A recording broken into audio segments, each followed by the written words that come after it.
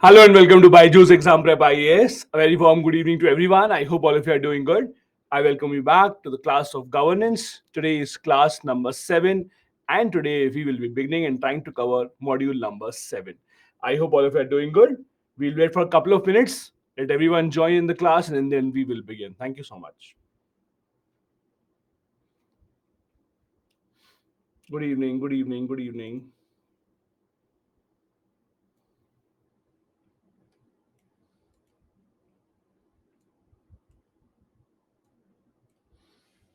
Good evening, good evening. Hello, Vanakkam. Good evening, good evening. I'm good, Mithun. Thank you.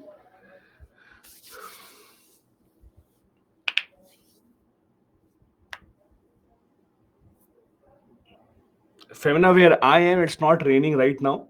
It's pretty cloudy. It may begin to rain even by the time we end the class, but it's not raining as of now. I'm good, Dhananjay. Thank you. Good evening. Good evening. I'm good, Shagun. Thank you. Good evening. Good evening, everyone.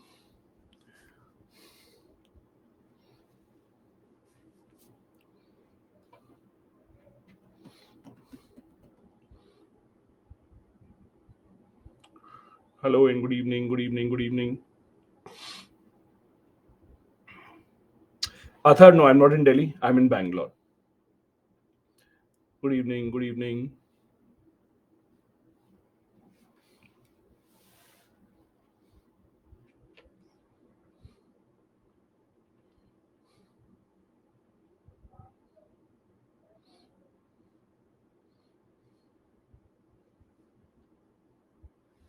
Yes.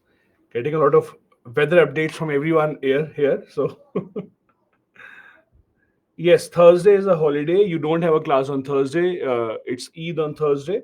So, just in case you do not know this, you can check your schedule also. It's written in the schedule as well. Thursday, you do not have a class. So, we'll have a class tomorrow. And the last module of governance, module number 8, would be on Friday and not Thursday. Good evening. Jay, no, not so far. Perfect. So, once again, a very warm welcome to everyone. I hope all of you are doing good. And I welcome you back to this class number 7 of governance. We have 3 modules remaining, including the one that we have today. We have 2 more modules to go after this one. That will be tomorrow and on Friday. As always, as we have been doing, it's time to quickly do a brief revision of what we studied yesterday. There was a part that we had left yesterday. Let's quickly go through that as well, and then we will begin with today's class. Yesterday, we started a discussion about the second ARC and the significant reports given by the second ARC, total of 15 of them. We discussed specifically that you don't have to go through all the reports. You have to study a sum of reports and the most important provisions of those.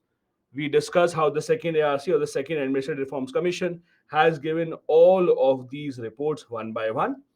We started a discussion on the RTI report or the report on the RTI recommended first repeal the Official Secret Act of 1923. They suggested spending at least 1% of the funds from the major government schemes on computerizing of the records. Half of the information commissioners should be from non-civil service background, have a proper definition of which NGOs will be covered under the act or not, and also have independent grievance redressal and an independent body which can look into the complaints. Then we discuss about how they have suggested that even the legislature should come under the RTI and the government should make files public as much as possible. Then we discuss about how the second ARC has suggested unlocking the human capital, in other words, improving the efficiency of the government, rationalizing the size of the government whenever required, making the rules of the business much more transparent for the government, simplifying the government process, making it easier for the people to avail government services, and also make sure if the departments, ministries doing similar kind of work, that should not be the case. Ministries, department indulging in similar kind of a work should not do that. They should be segregated altogether. Then we discussed about ethics in governance, how they have suggested there should be partial funding of the state for the election so that there is parity in the election. Anti-defection law should be refined. The presiding officer should not have the power to decide. Let the governor or the president decide. Disqualification for MPs, MLA should also be very clear. And also any false declaration made on the election declaration or on the nomination paper should lead to disqualification. Then we discuss about the Nolan principles. These were seven of these, which I asked you to remember specifically. Then other issues such as the CAG appointment has not been changed. They have recommended changing that as well. They recommended that political parties should also be open to the public, publish their expenditure, public the or make public the donations that they get. Any coalitions happening after the election result should not be allowed. Refining the collegium system is also one of the things that they had suggested. Then they suggested how the ministers should behave. Ministers should not be biased towards their own constituency, should not just keep running schemes for their own constituency. Ministers should not use the government sources for political purposes. Ministers should not ask the civil servants to do something which is against their will. Then we discuss how PM and the chief minister should keep a check on the ministers, should take complaints against the ministers and look into those. Even in the coalition governments, the other party should also listen to the prime minister. Then we had discussed about how they have suggested the office of profit, how should that work. The office of profit, as we discussed, was something that if any authority has the power to spend government money, that should come under office of profit. Although if there are some departments that are handled by the ministers, that should not be considered as office of profit. Then we discuss about how they have suggested scrapping MP LED and MLA LED schemes because they have not shown a lot of result. They are more of a waste of money as per the second ARC. They also suggested bringing MPs, MLAs as public authority, that is under the RTI. Then discussion on how to improve the police, have separate police for investigation purposes, have police performance commission where people can file complaint against the police, where police can also be held accountable, officers can be asked questions. Then we discuss about how police should not have unnecessary burden, maybe unnecessary need to give protection to certain VIPs.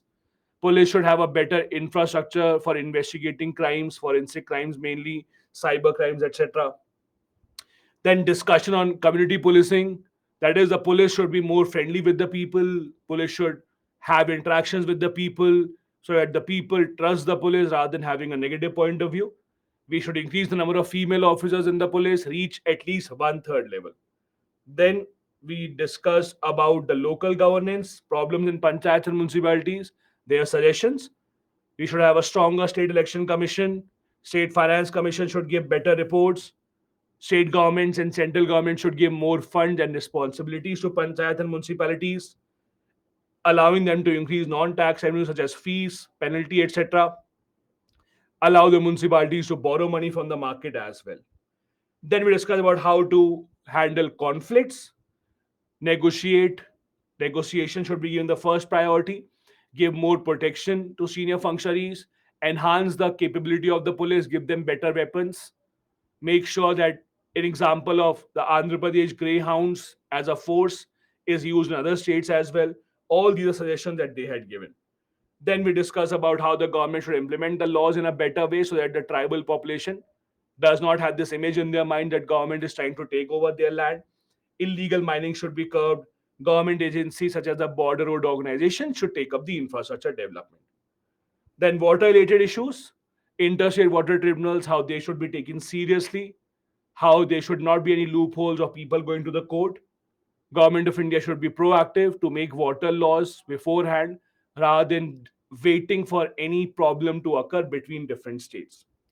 Then we discuss your favorite report about how to refurbish civil services. We discuss about how they had suggested having something like National Institute of Public Administration where people or students can be taught similar kind of things as you study here. Decreasing the number of attempts, decreasing the age limit also is one of their suggestions. Then they suggested shortening the cycle of the exam by bringing prelims and mains together, which most of you did not agree to. And then also making sure that the rules are followed. The rules of transitioning from the PCS to the IES after 10 years on paper, this is the rule, but this should also be followed. This is where we had left yesterday. Remember? Till here, we had discussed yesterday. We are now going to be beginning from here. Now, just a few of the other reports remaining with respect to the second ARC, and then we'll go ahead and start module number 7. One of the other reports that the ARC gave is report on disaster management. Now, India as a country is prone to a lot of natural disasters. We see earthquakes, we see floods, we see landslides, we see drought. A lot of these natural disasters occur unfortunately year after year. We see cyclones also. Right now, what is the structure? For example, if there is a place in India, a state in India that has some disaster, cyclones or earthquake, what is the first reaction? Who are the authorities that come into the picture? So we have something called the National Disaster Management Agency. At the state level, we also have the National Disaster Management Authority. So it is a state disaster management authority and national disaster management authority. Now, what they have done is they have created a force, disaster management force, that comes into the picture and they usually help them out. If they are not enough, armed forces are called, army is called in to help. Usually, when you have situations such as flood, earthquake, cyclones, you also see the army coming in. Now, the problem here is in the present system, you cannot always be dependent on the army. They might not be available nearby. They might not come in as quickly as possible. They might be busy with some other engagement. Our army, anyways, remains busy. We have a busy border. So, the recommendation is we should not have every disaster where army has to be called in. Rather, there should be different levels of disaster.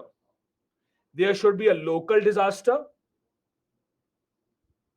there should be a state level disaster, and there should be a national level disaster. So, if something is a local level disaster, that means the local administration, the district administration should be the responsible party to look into or handle this.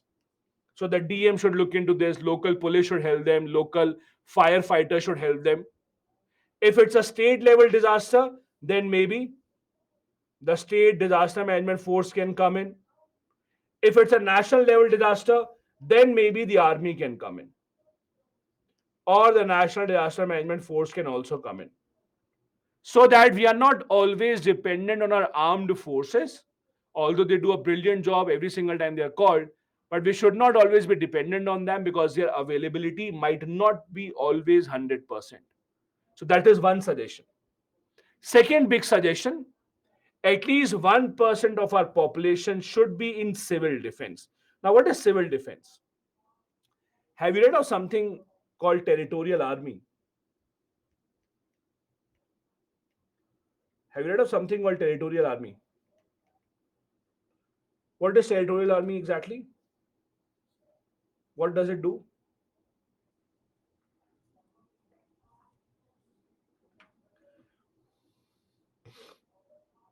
No, it's not BSF.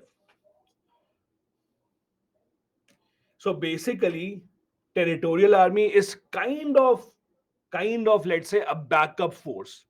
So basically, usually when you have smaller countries with a smaller population that go on a lot of wars, they require backup army, backup people who can called into service whenever required. Like Israel, for example, has a huge backup force. So a lot of people are trained, for example, and they are called into service whenever required when the country requires their services. In India, we have this territorial army kind of a thing. You can say backup army. You are given training like a force for some time. Then you may be called for service whenever it is required. Now, usually it's not like you are called for service in a war, etc. in India. But the suggestion is if we have a lot of these kind of people who are civilians, not a part of the army permanently, but they have been given some kind of a training like the army, then those people can also be very helpful in these kind of disasters. Again, the entire idea is reduce your dependence on the army time and time again. You should not be dependent on just the army coming in and helping you every single time. So even if the army is not present, you should have some local population that is equally equipped to help you at least in the beginning, and then maybe the difficult operation the army can take up. So the suggestion was at least 1% of our entire population should be included in civil defense in some way or the other. It can be like territorial army, it can be like NCC also, that you get training in the time of the school, so that you are at least comfortable enough in knowing how the army works, how they prepare, so that you can work on similar lines. Next suggestion that they have medical training for police, firemen, home guards, etc. Now, one of the problems that we have in India is that, let's say, the police, or let's take the example of the Odisha train tragedy. So, let's say what happens in Odisha, there's a train accident, police or the local administration goes in, they rescue people from the train. Those who have lost their life, you cannot do anything about them. But there are a lot of people who require first aid immediately. But in most of the cases, the police, firemen, they can rescue people, but they don't know what medical aid to provide. They would eventually have to wait for the medical experts to come in. That may be late. You might not have enough medical infrastructure around. You might not have enough doctors or doctor medical staff around. So the idea is, at least for the basic stuff, you should have police, firemen. They should know at least the basic first aid to be given. And in fact, that is not just for this. Basic first aid, basic medical aid is something that even the common people should know. Unfortunately, it doesn't happen in India. Unfortunately, in our schools, we are not taught something like this. But if you look at many of the other countries in the school system, it's a part of the curriculum. Students are taught a lot of first aid things, how to do CPR, how to revive a person, how to make sure that if a person is drowning, what to do, what not to do. In India, in most of the school, it is not really a part of our curriculum. So that is a suggestion, that we should ensure that people also are given medical training so that they know how to actually react when they see someone in trouble. Then, as I said, crisis management should be a part of our education.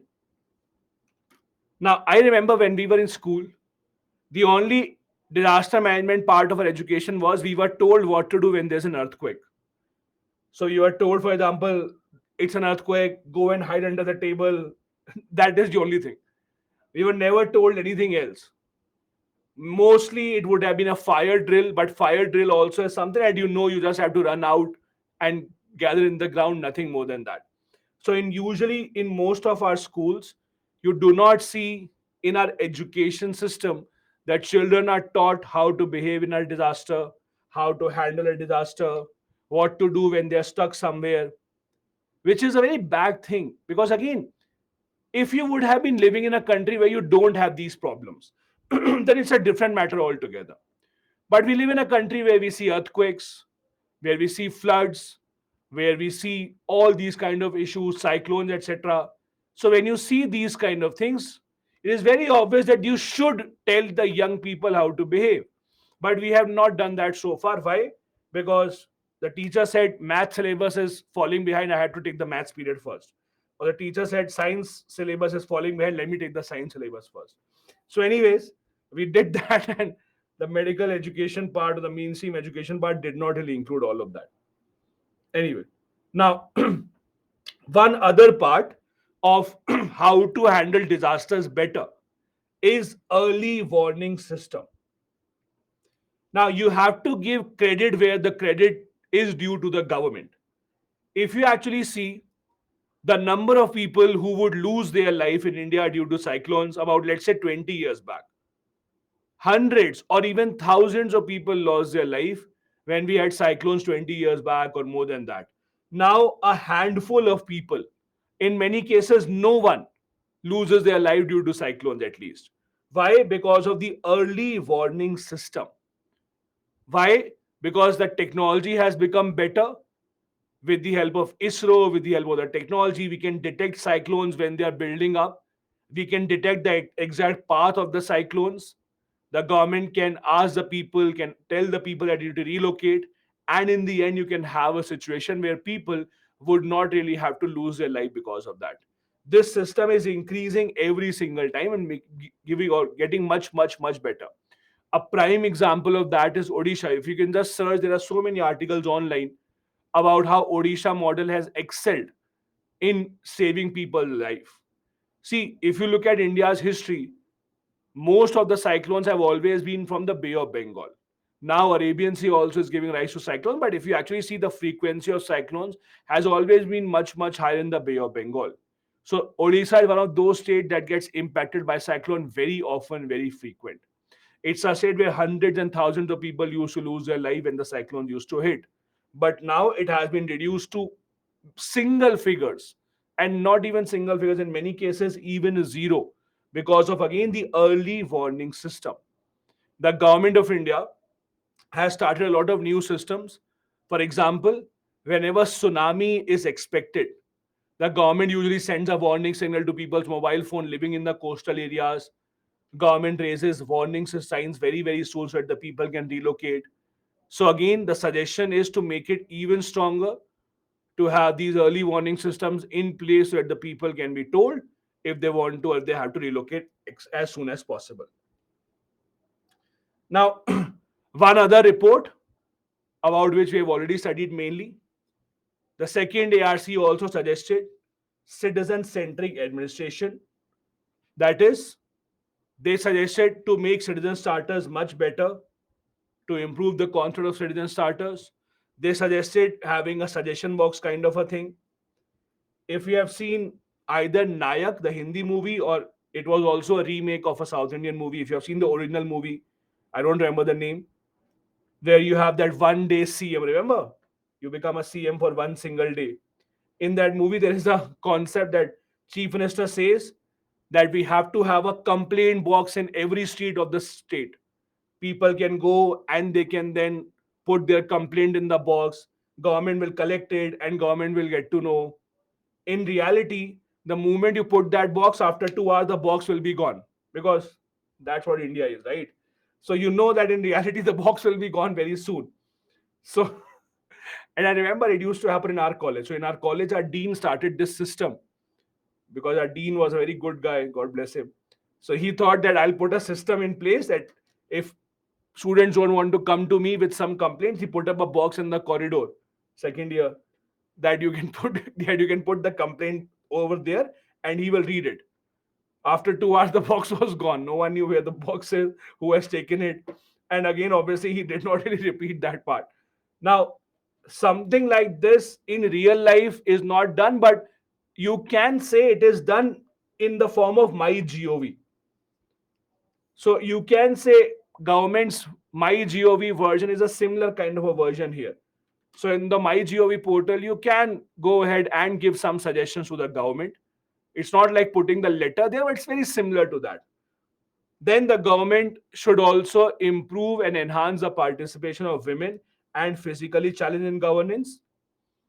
We do have women reservation in panchayat and municipalities, but apart from that, there's very little that you can actually claim that government has done and any government has done. Yes, apart from reservation part. In jobs, we have reservation for physically challenged. But again, mostly when it comes to governance, important positions, you don't see a lot of physically challenged or women, in fact. They also suggested having a stronger grievance redressal system. Grievance redressal again means making sure that the complaints of the people are resolved as soon as possible so that the people have better trust in the government. And then the last one, their recommendations on how to improve the structure of the government.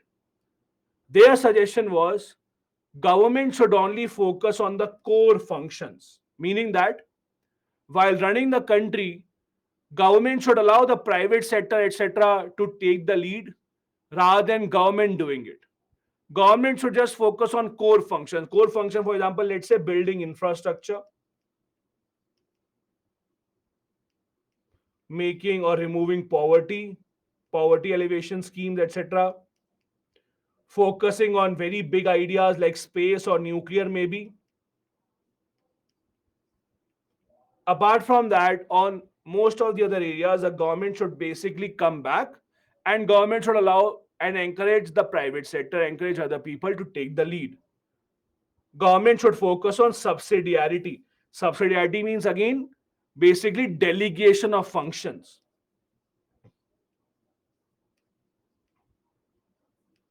Government should focus on delegation of functions rather than doing everything by itself. Also, there should be an analysis exactly of every ministry and department and see, are they actually required or not? Are they actually required or not? Because I gave you an example yesterday as well, and I'll tell you this example today also. You look at a lot of other countries, they don't have so many of the ministers. They have clubbed a lot of departments. I'll give you a couple of examples. As I said, in India, energy department or just energy as a sector is handled by multiple ministries. We have the Ministry of Power, we have Ministry of Coal, Renewable Energy, Department of Atomic Energy, etc. Similarly, with transport, we have railway separate, shipping separate, civil aviation is separate. In US and UK, they have one single person, let's say Secretary of Transport, Secretary of Energy. So they cover things like that. Now, again, I am not saying, and I will repeat what I said yesterday. I'm not saying you have to agree and you have to like every recommendation that they have given. You might not agree with that. You might not think that this is true. You might not think this is a good idea. Absolutely fine. You can skip that part. This is a suggestion that they have given from their point of view that this is what should happen. If you don't like it, if you don't want to basically take it forward, absolutely fine, no problem with that. But this is a suggestion that they have given to improve the efficiency and size of the government. This is a practice question from this part. Though currently defined as the steel frame of the nation, bureaucracy needs reforms to be relevant in the coming decades. Do you agree or not? Now, in the bureaucracy reforms, what do you have to write? You can write the recommendations of second ARC about the Nolan principles.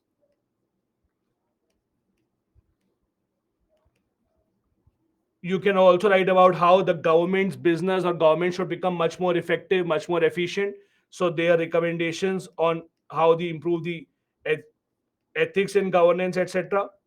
Also, later on in our last module, module number 9, we will be discussing specifically about bureaucracy in India, the problems in bureaucracy, and how to improve the bureaucracy. So you can take points from that part also when we come to the last module and you can implement in this kind of an answer.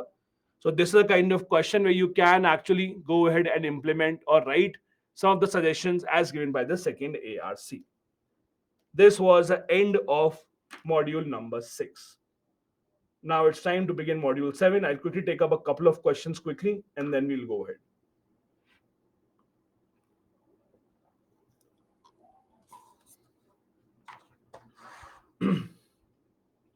I have said this earlier also, and I'll say this once again.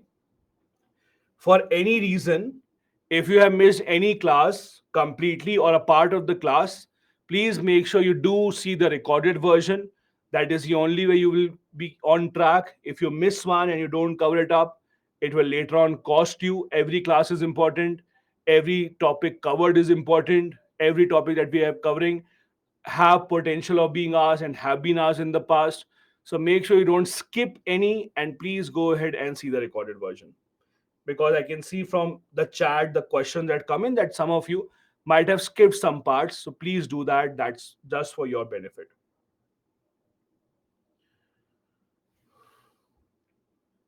Anand is saying, are the recorded versions same as live classes? So Anand, see, there are tab recordings which are done by other teachers. This class that you are seeing today, that is also that you will also get as a recorded version of this. So you can see, I'm talking about the recording version of this one. You can watch that also. Uh,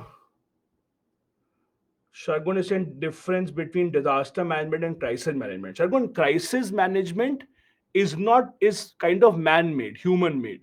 Naxal problem, terrorist problem, that is crisis management.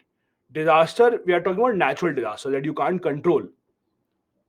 Earthquake, floods, cyclones, etc. That is a part of disaster management.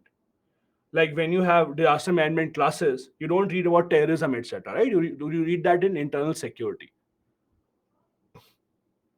Vivek is saying how municipality can help in local level disaster. See, the one thing that municipality can do is Municipality, for example, has a responsibility of maintaining the drainage of the city. When the drains are clogged, this is when the floods have a higher chances. Urban floods in big cities that you see, Delhi, Mumbai, Bangalore, it's usually because of municipality not doing their job properly. So rather than containing that, municipality should beforehand make sure that the drainage system is perfectly built so that the urban floods actually drop down. Let's move ahead then. Now is the beginning of module number 7. Now, in module number 7, we have these topics that we'll be covering up. In module number 7, we will be talking about three statutory bodies, which you will see are pretty similar to each other in the kind of job that they do. So, first, we will be discussing about NHRC, National Human Rights Commission. Then, we'll be discussing about National Commission for Minorities. And then, we'll be discussing about the National Commission for Women. What do they do? What is their role? What are the problems they're trying to solve? What are the issues that they have, the suggestions required, etc. After that, we will go on and discuss what are pressure groups,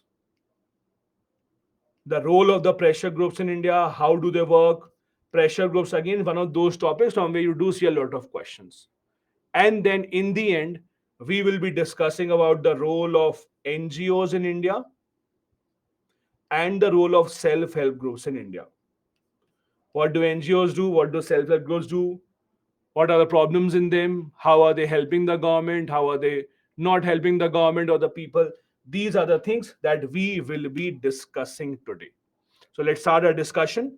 The first one that we are taking up is the National Human Rights Commission. Now, the National Human Rights Commission, as the name suggests, it's a commission that has been formed to preserve and safeguard the human rights of people in the country. National Human Rights Commission is a statutory body that was established in 1993. Let's first discuss the idea of what are human rights basically. If you read political science in detail, you will see political scientists have categorized different types of rights. There are legal rights, there are moral rights, there are human rights, etc. Let's forget all about them and let's just focus on the idea of human rights for a bit. What are human rights? The simple idea of human rights is because you were born as a human being, you deserve to have certain rights. Doesn't matter which country where you were born, doesn't matter how rich you are, doesn't matter how poor you are, doesn't matter you live in which city, which country. If you are born as a human being, you deserve certain rights should be given to you. That is the idea of human rights. Now, if you look at the history of human rights system in India, human rights around the world, it is one of the first thing that the United Nations did. United Nations was formed in 1945.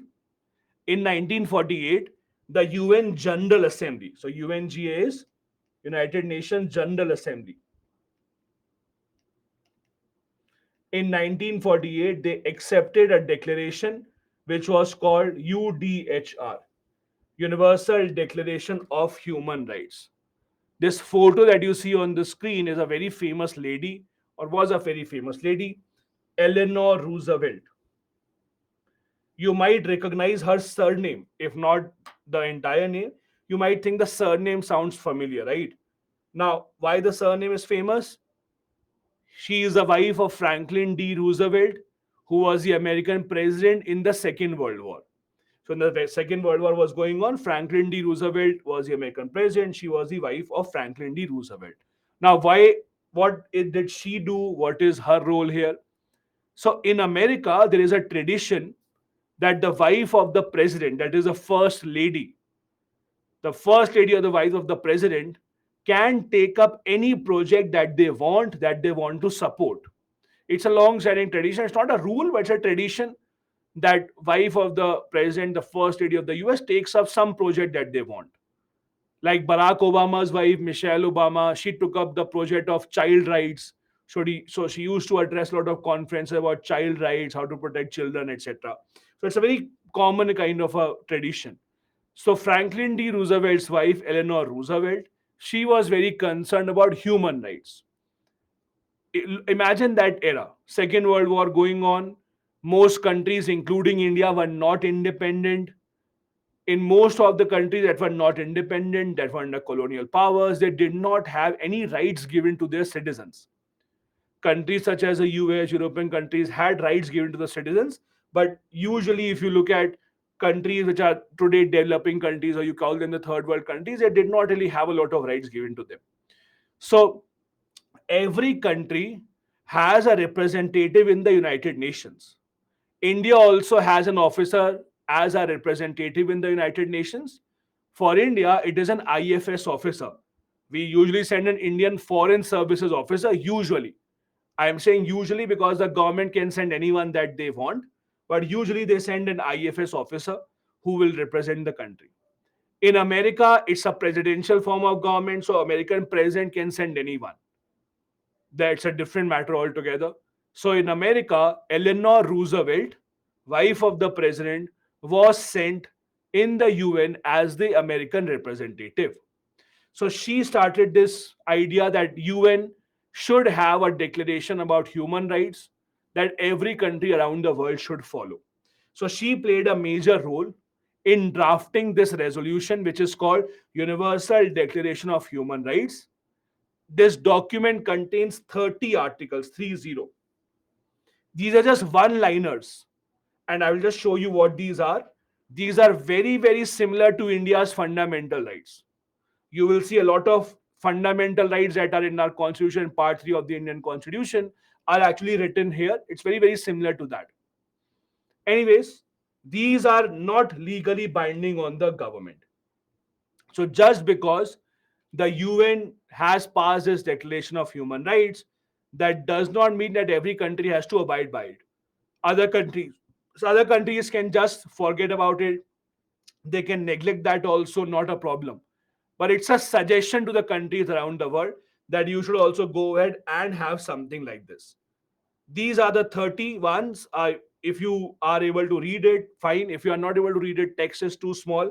I will read some of them and you can zoom in the photo and you will be able to read.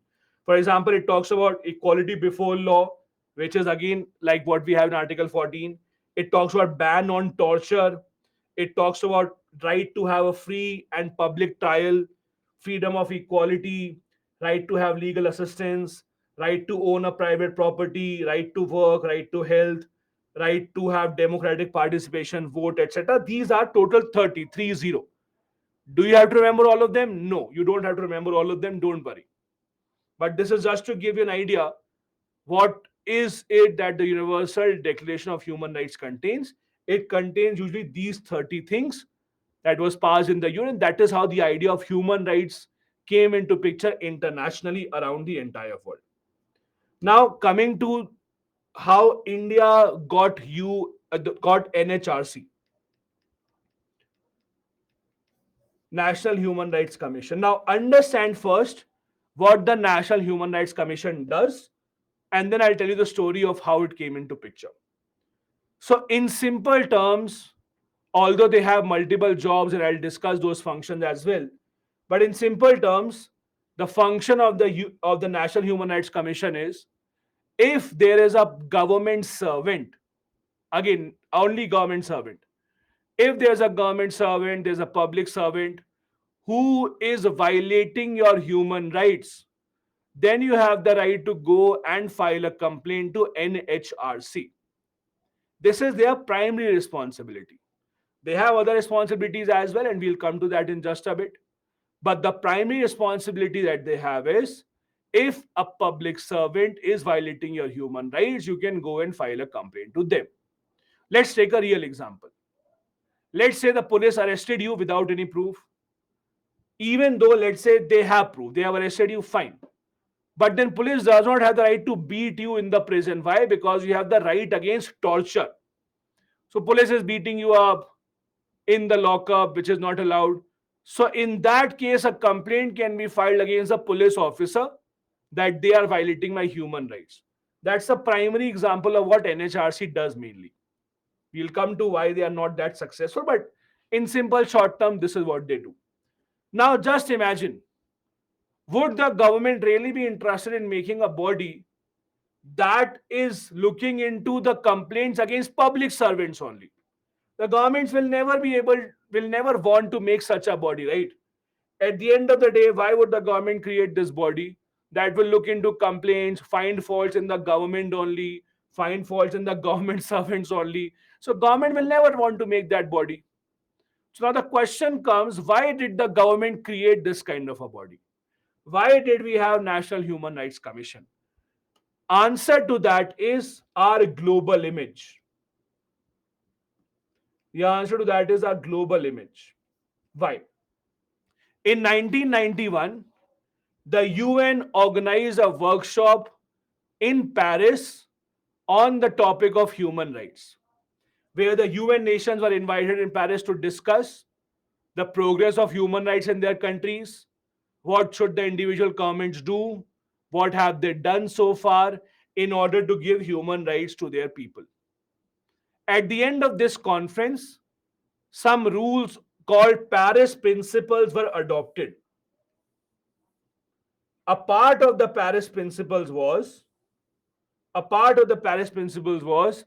every country will establish a specific body to look into human rights violations.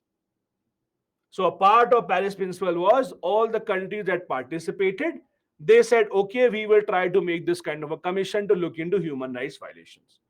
Now the question is it binding on the government? Obviously, no. These international conventions, international resolutions, never binding on the government. So the government can ignore that as well. But now comes a question of international image, global image. Do you want to be a country at the global level that says, no, I will not listen to international resolutions? Or do you want to be a country that says, oh, I'm very good, we will listen to international resolutions, we will be a good boy? That is where it comes to what is the image that you want to present to the world. So in 1993, we made a law, we passed a law saying, okay, we will make a National Human Rights Commission. Because of the Paris Principles only, you will see around the world, not just India, most countries around the world created their concept of Human Rights Commission nearby the same time. Nearby the same time, these bodies were created by multiple countries around the world. And I'll tell you something else. India went one step ahead. They said, you're talking about Human Rights Commission. We are such a good boy. We will make a women commission also. Not just this, we will make a minority commission also. Now tell us who is the good boy. So we did all of that. These were made in 1992. 1993, this was done. It was a time that we had to present a great global image. Why? 1991, we had the LPG reforms.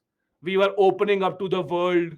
We wanted as much investment to come into India. We had our own crisis. We wanted to establish good relationship with the Western countries.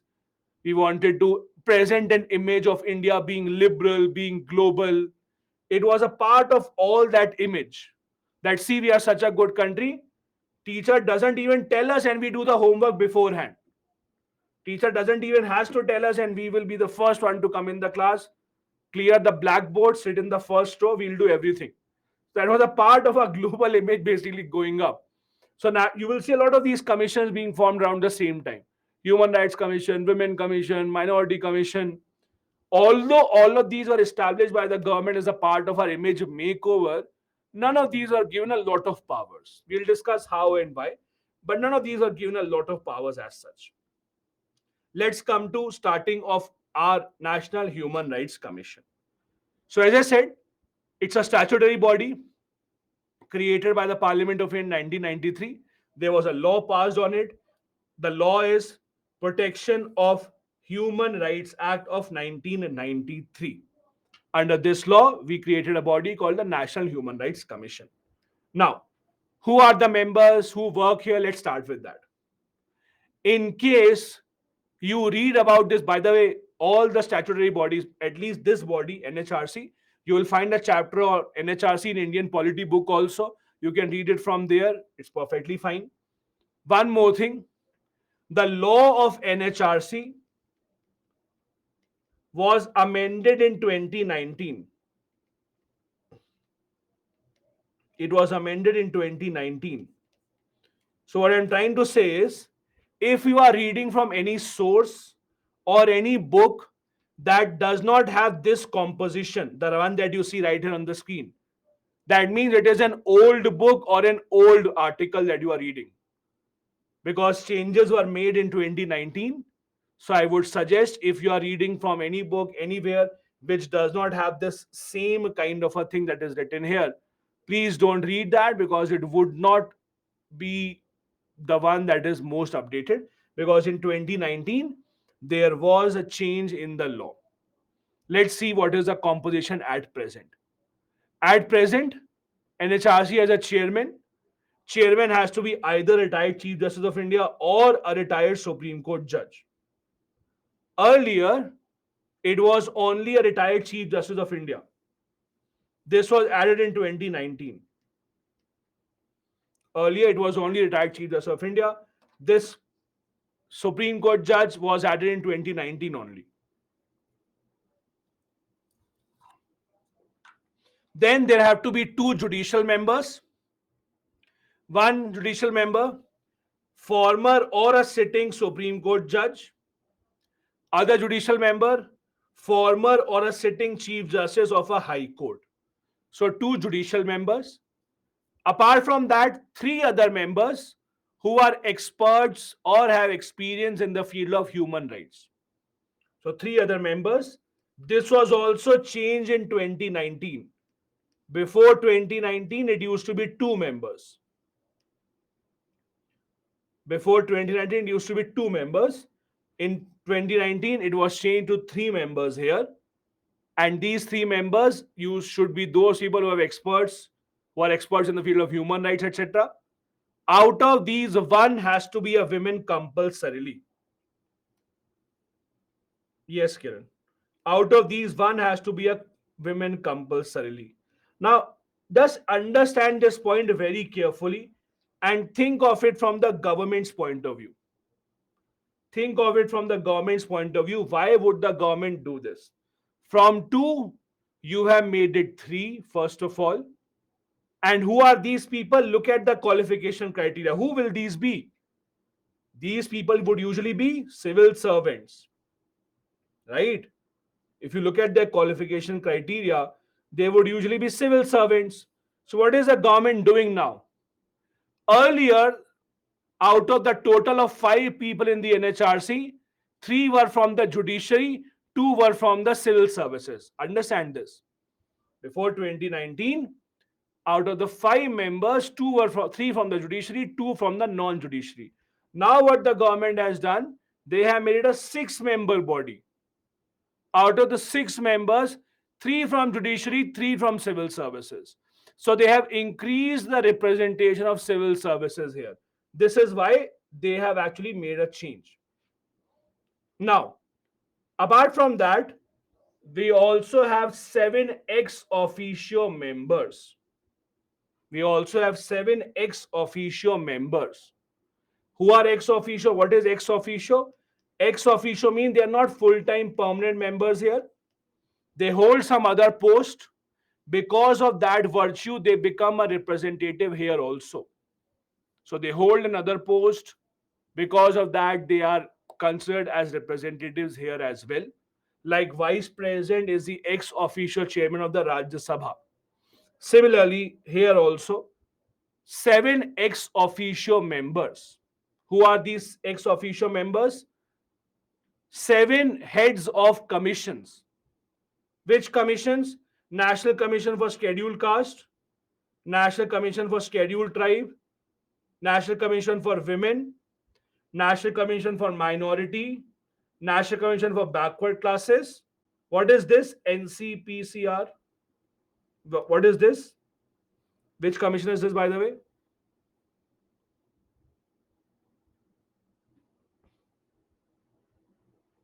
Yes. National Commission for Protection of Child Rights. National Commission for Protection of Child Rights.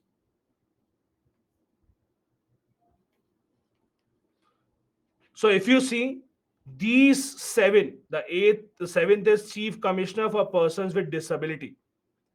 These seven people, heads of these seven organizations, will be the ex officio chairperson of this NHRC. Ex officio members will be seven, which are heads of these organizations. These are the present people who are heading the NHRC. You don't have to remember their names. Uh, Justice Arun Mishra, retired Supreme Court judge, is the chairman. We have three members only right now. As always, again, there is a vacancy as expected. There are ex officio chairmen, seven ex officio chairmen have been written here. So this is how the composition works now. Now, how does the appointment work? Who are the people who would appoint them? The appointment is done by the President of India. President of India will do the appointment on the basis of recommendation given by the six-member committee. This is slightly different than others, slightly trickier to remember because it's a bigger committee. So there are six members in the appointing committee. There is Prime Minister as a chairperson, leader of the Speaker of the Lok Sabha. There is a cabinet minister, that is Ministry of Home Affairs, so the Home Minister.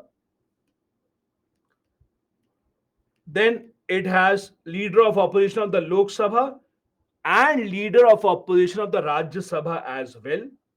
And then interestingly, deputy chairperson of Rajya Sabha as well. Deputy chairperson of Rajya Sabha as well. So there are total of six members, so slightly more confusing to remember. But please do remember this is important. It may be asked. Usually committees that you will see appointing committees are three members, five members, but it has six members in total. Usually in most of the appointing committees, you will not see the leader of opposition of the Rajya Sabha also being present, but here it is. Usually you would not see deputy chairman of Rajya Sabha, but it is there. So please do remember that. That is how the appointment usually happens. Now, the removal process, I've been telling you from very first day, from the very first class of governance. Removal process for HRC is the same as UPSC members, same as CIC, same as CVC, same as Lokpal. So I don't think I have to go into detail of that. All of you have heard that multiple times. President can remove, but asking the Supreme Court to conduct the inquiry, Supreme Court will check the person in any of these cases. If the person is found to be guilty, they will ask the president, they will remove him. The simple process, as we have been discussing in all the bodies that we have discussed so far. So I don't think that should really be a problem here. The term of office is 3 years, against something that was changed in 2019. Before 2019, it used to be 5 years. In 2019, when the law was changed, it was brought down to 3 years. Another interesting part, which you will not see in most other organizations, is they are eligible for reappointment. They are eligible for reappointment. In most other bodies, we have seen that they are not eligible for reappointment. In most other bodies, when they complete a tenure, they can't have a second tenure. But over here for NHRC, we do see that they are eligible for reappointment provided that they have not touched the retirement age. So if they are still not 70, they have completed the 3 year tenure, they can have one more tenure to go if they want to. But once they retire, after that, they cannot have any other job under the government of India. So no other employment apart from this, but this employment they can have, and they can have more than one tenure also until the age of 70 years. This is a summarized version of the changes that were made in 2019. Is it important for the examination now? Not really. See, when an act has changes, let's say in 2019, it is important for 2020, it is important for 2021, maximum that. After that, you are giving exam in 23, 24, in some cases you're giving exam in 25. So now it is not really relevant. You just read the new version, that is good enough. Comparison with 93 or the original act is not really important now, but at least read about what is the comparison once. But again, not that important now. Just read the new version of what the current law is after the 2019 change was created. This is again a summarized version. You can read it in the PPT that you have. Not a lot of importance to be attached. Now, coming to the most important part of it. What are their functions? What do they do? What are the issues? Why they have not been successful? All of these. In the beginning, I told you their primary function is collect complaints against public servants in the cases of human rights violations. So, if you think a government servant has violated your human rights, go and file a complaint to NHRC. You can go ahead and file a complaint. Now, what do they do? Again, the same thing. NHRC will get your complaint. Ultimately, they will ask the CBI to conduct an inquiry. And again, the problem begins. Like other bodies such as the CVC, Lokpal, they are again dependent on the CBI only to conduct an inquiry because they don't have the police under them. They don't have their own team that will conduct an investigation for them. Ultimately, they will depend on the CBI to conduct an inquiry and see if the CBI is able to prove that someone is guilty or not guilty. That is the biggest problem in their working. That if they even get a complaint and they get that or they give the case to the CBI, CBI is too busy to give priority to their cases, number one. Second, like most other bodies, their biggest problem is they are also just a recommendatory body in nature. So if the CBI conducts an inquiry and the CBI tells them that yes, an officer, police officer is guilty, he was beating up people inside the prison. What will the NHRC do? They will ask the government to transfer or suspend the officer, but then the government decides whether they want to take that action or not. That is where the problem is. Anyway, we'll come to problem in just a bit. The other function is they also can intervene in the court in matters relating to human rights. Now, what do you mean by that? If you actually see this, basically, there are a lot of cases in the court where you have a situation where the line of questioning can become very, very problematic. For example, when you have rape cases, in rape cases, especially the lawyer who is defending the accused starts asking questions which will embarrass the person who is the victim here. They start asking questions which the victim will not be comfortable with because that is how they want to prove that the person is not guilty or whatever their strategy is. That may lead to such line of questioning that may even be a compromise on the person's human rights. This is where the NHRC has a right to intervene in the court. So they can intervene in the court, they can suggest the court that please don't do this, stop this line of questioning. And again, because the NHRC comprises of who? Comprise of Supreme Court judges, retired Chief Justice of India. So obviously, when they suggest something to a court, the court will most probably listen to them because the courts also know these are very big people. They are either sitting chief justices or retired Supreme Court judges, so they will also listen to them. So they can intervene in the court also when there are matters relating to human rights violations in the ongoing proceedings of the court.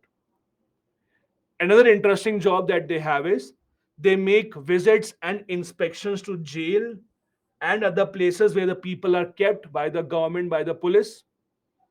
If they think that there is a need for improvement, if they think that the people's human rights are being compromised in this facility, if they think the government should change and bring in some change in the infrastructure, all of that would be recommended by them to the government to change.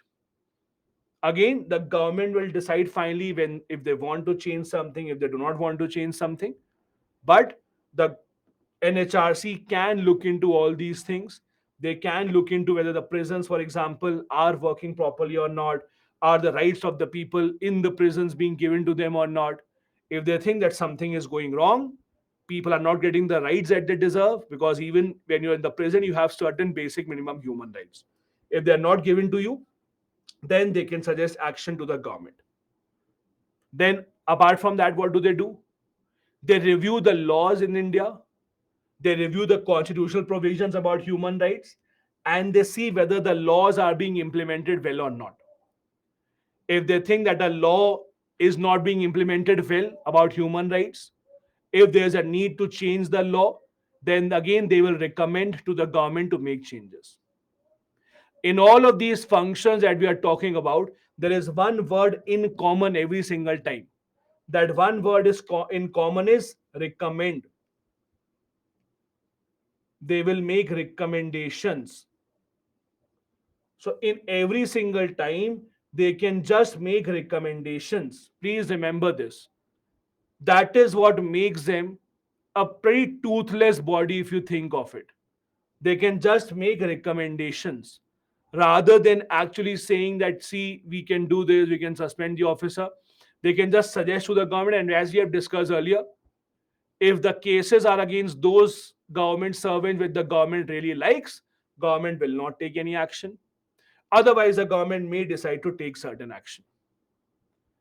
They also will suggest to the government how to bring in measures to stop acts such as terrorism, because terrorism, etc., also leads to human rights of the people being violated. So they recommend action, how to stop terrorism, how to deal with terrorist cases, etc. Again, the idea is that human rights of the people should not be violated. They read and study about different agreements other countries are doing. They suggest the government what kind of agreements we can also make to make the lives of the people better. They study international treaties, international instruments, and suggest to the government how can we implement them better. They also conduct research in the field of human rights. They tie up with many research institutions about the idea of human rights, how to propagate that even further. They engage with communities, educate them about human rights, encourage them to come and file a complaint if they have a human rights violation. They make the people aware that there's something called NHRC. They have media interactions, seminars, etc. Tell the people about what is human rights, and they even work with NGOs and people in this field. How many of you have heard of this person, Kailash Satyarthi? Have you heard of him?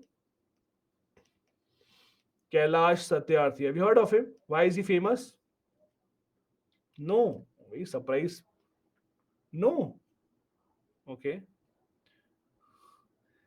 If okay, those who are saying no, I'm pretty surprised. He's a Nobel Prize winner, winner of the Nobel Peace Prize. He has an NGO called Bachpan Bachao Andolan. Bachpan Bachao Andolan.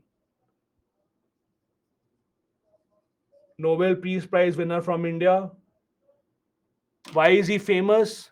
He has rescued thousands of children who were into forced labors, who are being forced into prostitution, who are being forced into all sorts of bad things. So he runs this NGO called the Bachpan Bachao Andolan. For example, I'm giving an example because NHRC, for example, will work with these kind of people and give them help as much as required, support their work to bring it even forward, to go and have this work at even a much larger scale than this. So, again, this is the job of what the NHRC does, engage with experts, NGOs, etc., in this field to take forward the role of the NHRC. After all these functions, there are some issues of the NHRC as well. Today, we will be studying about three organizations, as I told you in the beginning. After NHRC, we'll be discussing Minority and Women Commission as well. In all these three, you will see something in common. The issues that we are discussing here, almost all of them, almost all of them are true with all other organizations as well. There are some issues here and there, but for example, the issue that you read here would be similar to the issue that you will read later in other organizations as well, Women Commission, Minority Commission. So they suffer from similar kind of a problem there as well. Like in NHRC, first problem, not enough staff, not enough finances. Again, the government created these bodies for their global image, to tell the world that, see, we have these organizations, but the government has not given them a lot of power or even the finances. Now you may ask, but why do they need finances? What do they do with money? So again, when you say NHRC conducts seminars, media interactions, educate the people about NHRC, have inspection about jail, etc., to travel here to there, all of that requires money, right? All of that requires money. So for all of that, you require the government to help and come in with the finances, which the government does not do.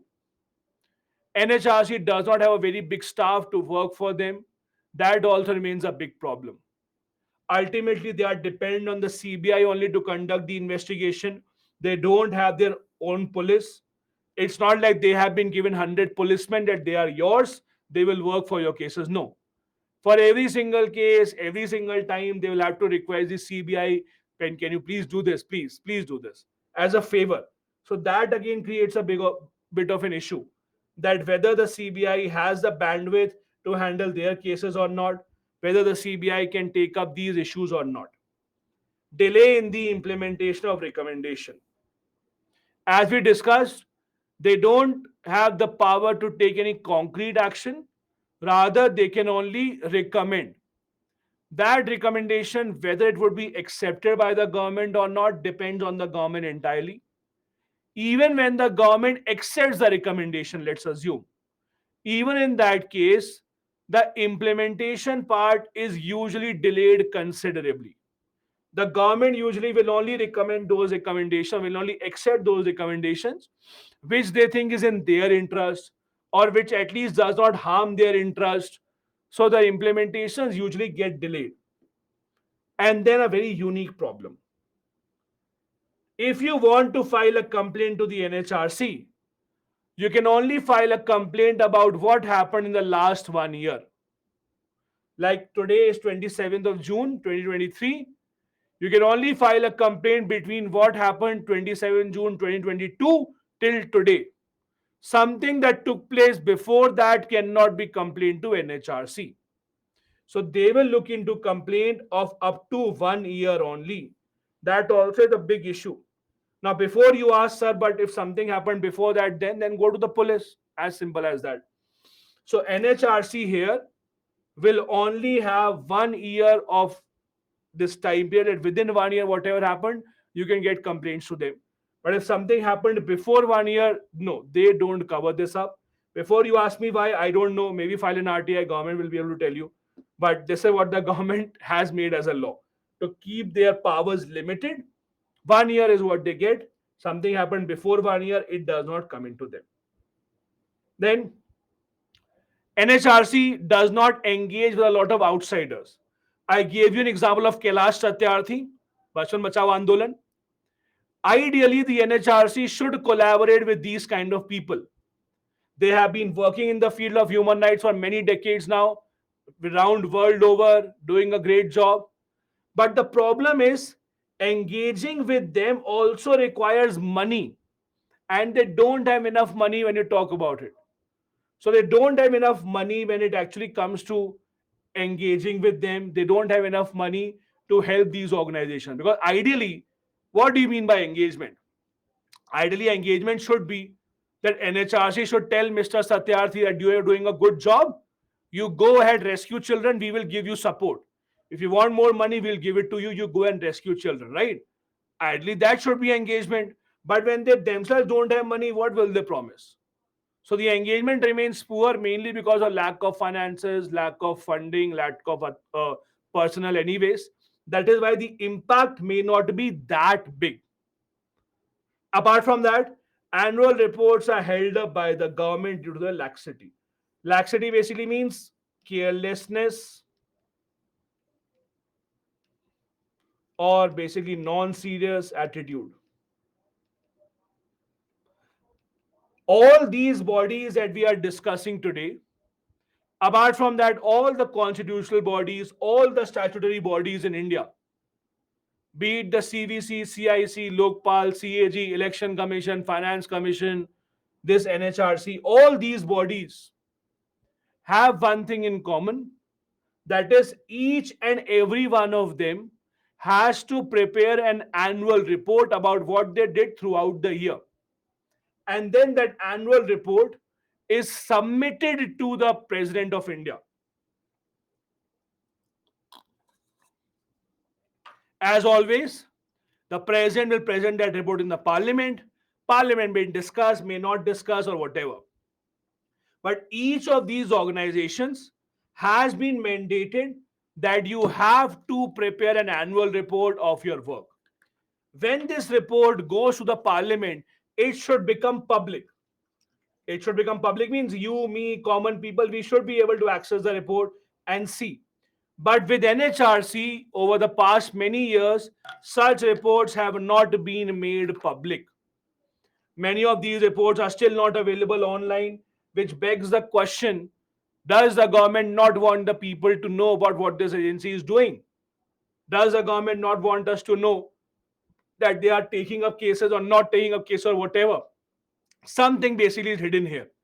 That also remains a big issue, because of which we have not been able to see NHRC making a huge impact anyway. I will share a couple of examples with you of what the NHRC, for example, has done.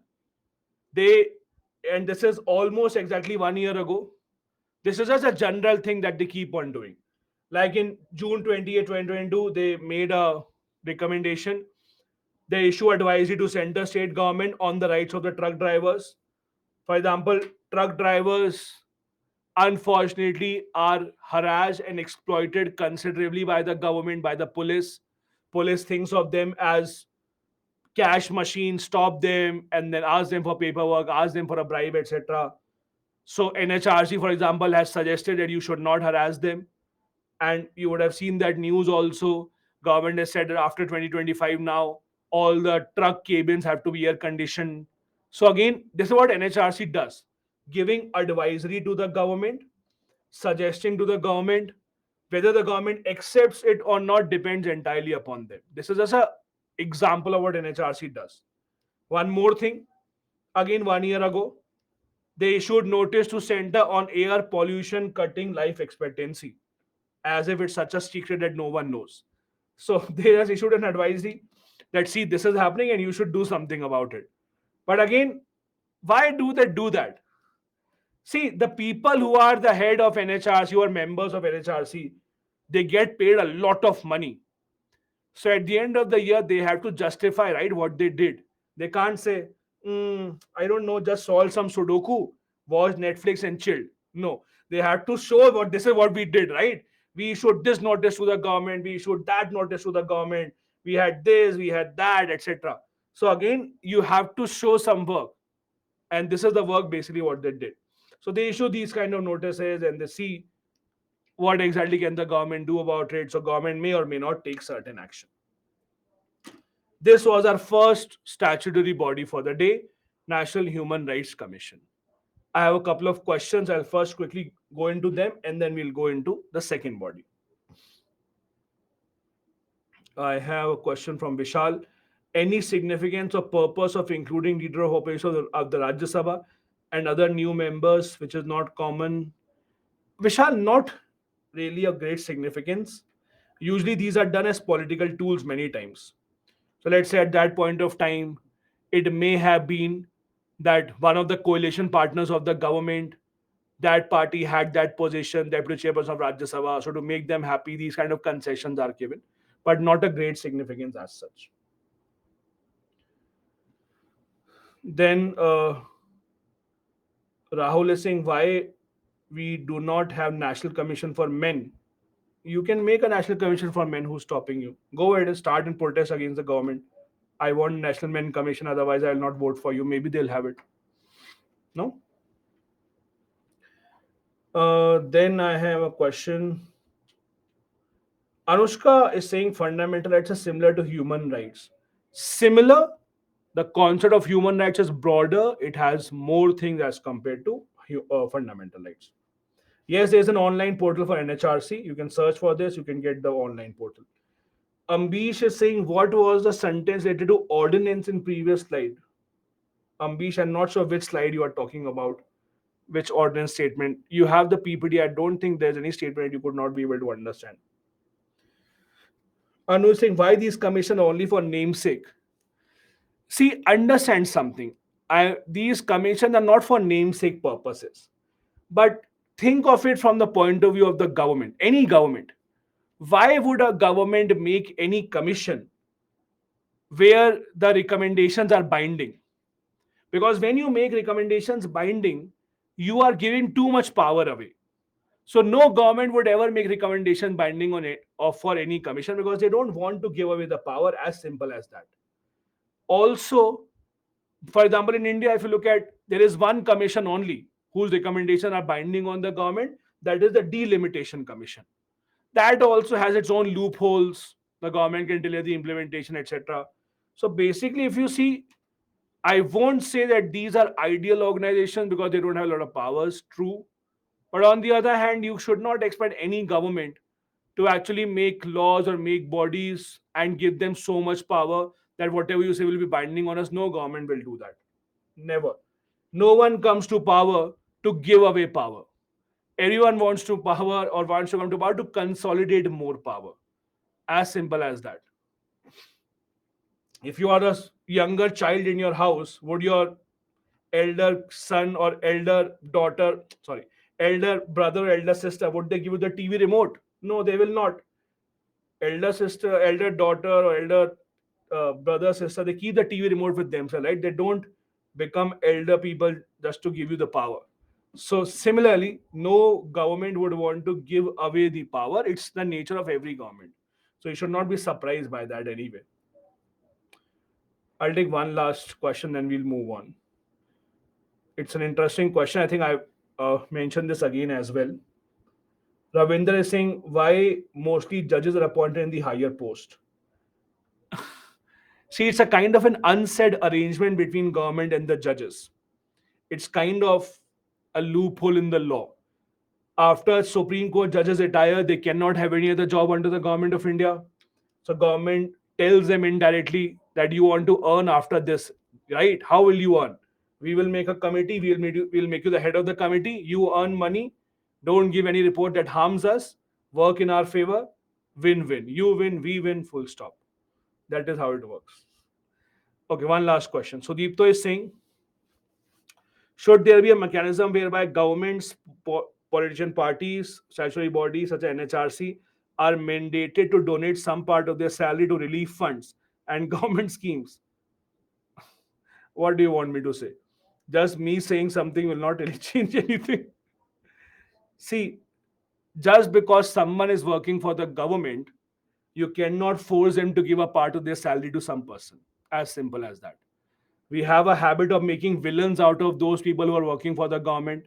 If you want to give your salary, give it to something. If you don't want to give the salary, don't give it. As simple as that. How can you force someone to give a part of their salary? If you really want, let the government directly give it in the charity. As simple as that. Maybe when you do become an IAS officer, your thinking will change. Right now, you are not a part of the government, so you want them to donate a salary. Maybe when it's your salary, maybe your thinking will change.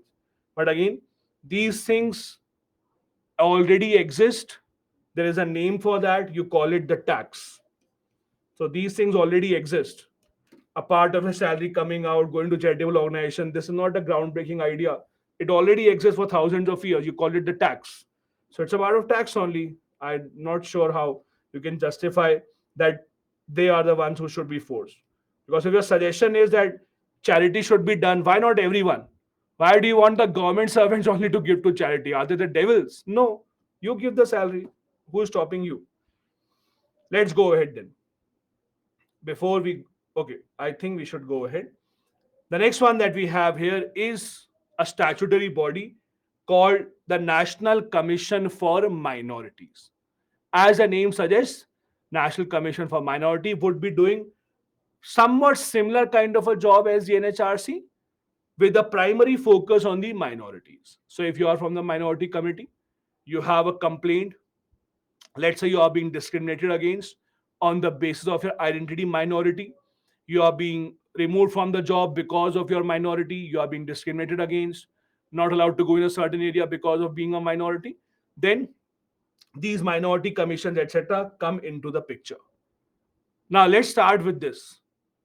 Does the Constitution of India Give a definition of the word minorities. Does the constitution define what exactly is a minority? No. The constitution has no definition of the word minority. Constitution has the word minority multiple times. It says about the rights of the minorities. You see Article 30, you see Article 29 also. It talks about the word minority, but it does not define who will be a minority, who will not be a minority.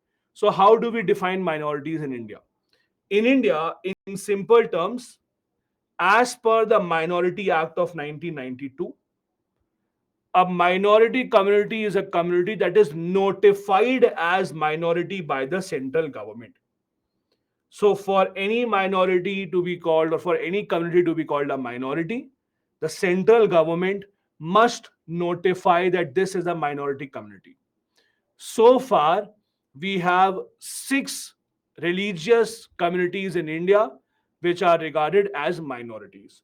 These six are Muslims, Christians, Sikh, Buddhists, Parsis, and Jains.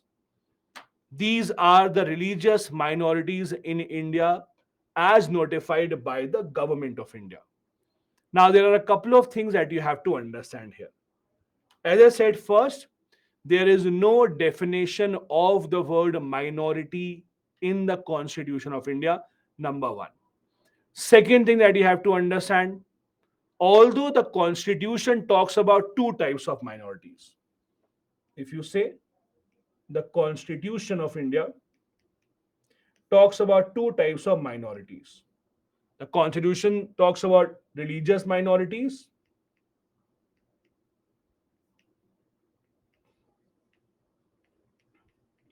and the Constitution talks about linguistic minorities.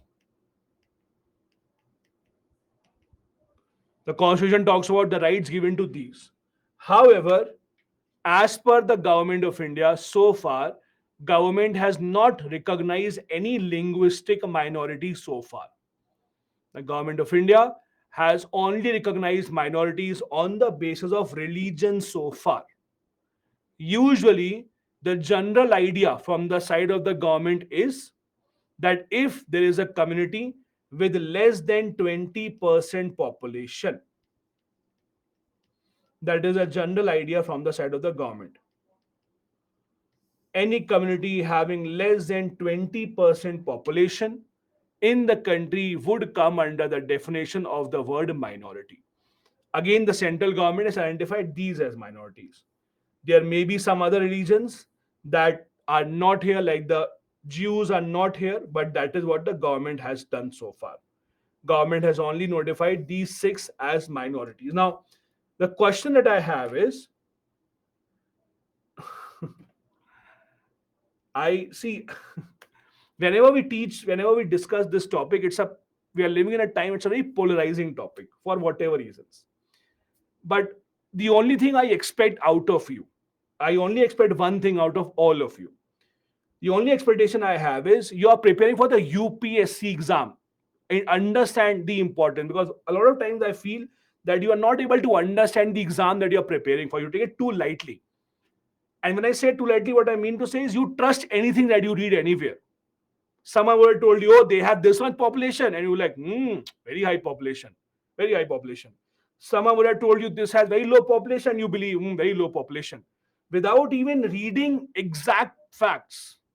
So, whatever perception you have about what population, high, low, whatever you have, my only request with folded hands is you are preparing for the most prestigious exam in the country. Focus on facts and not something you read or your friend told you or you heard somewhere.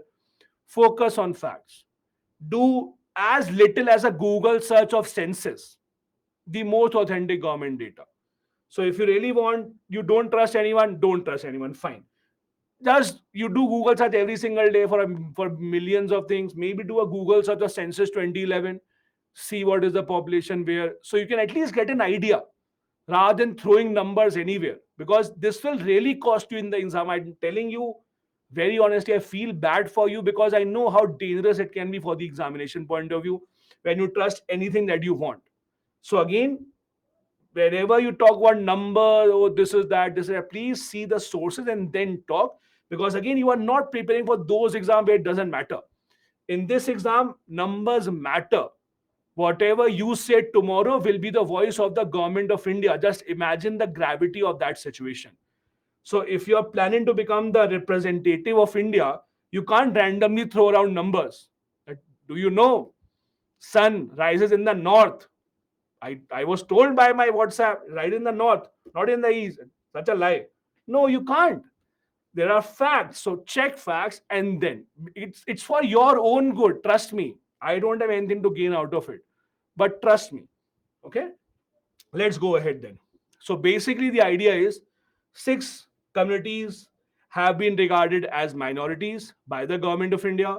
The government of India has not recognized any linguistic minority so far.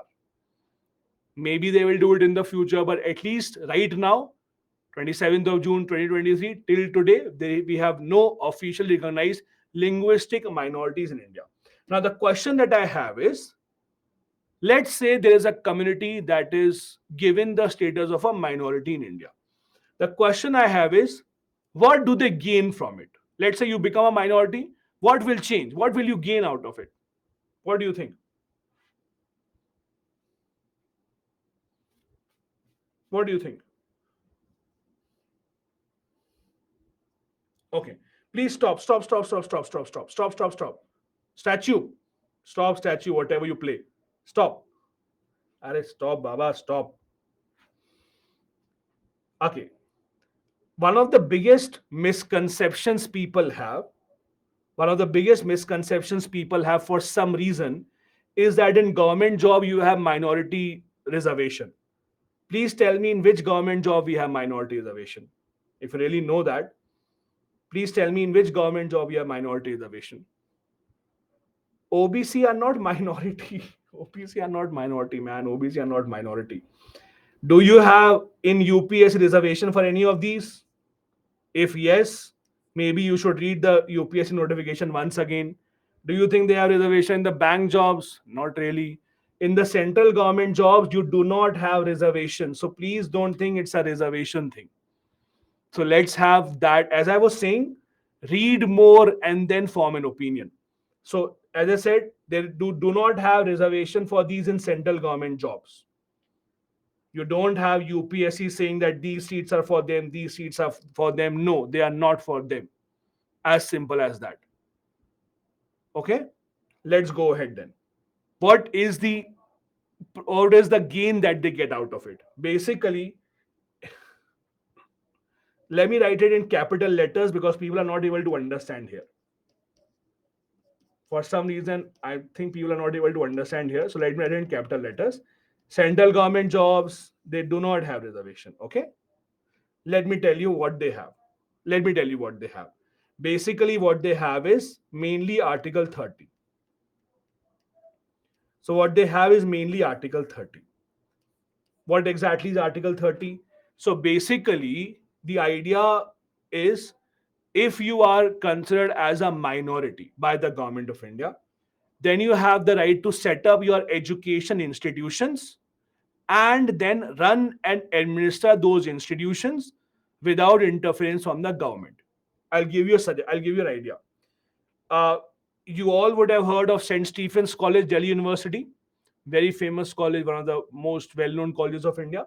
So St. Stephen's College, Delhi University, it's a minority college set up by the Christian community.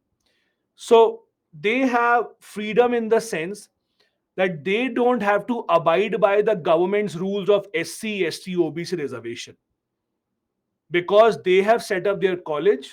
So they have special reservation only for them. For example, they might have 60-70% Christian reservation.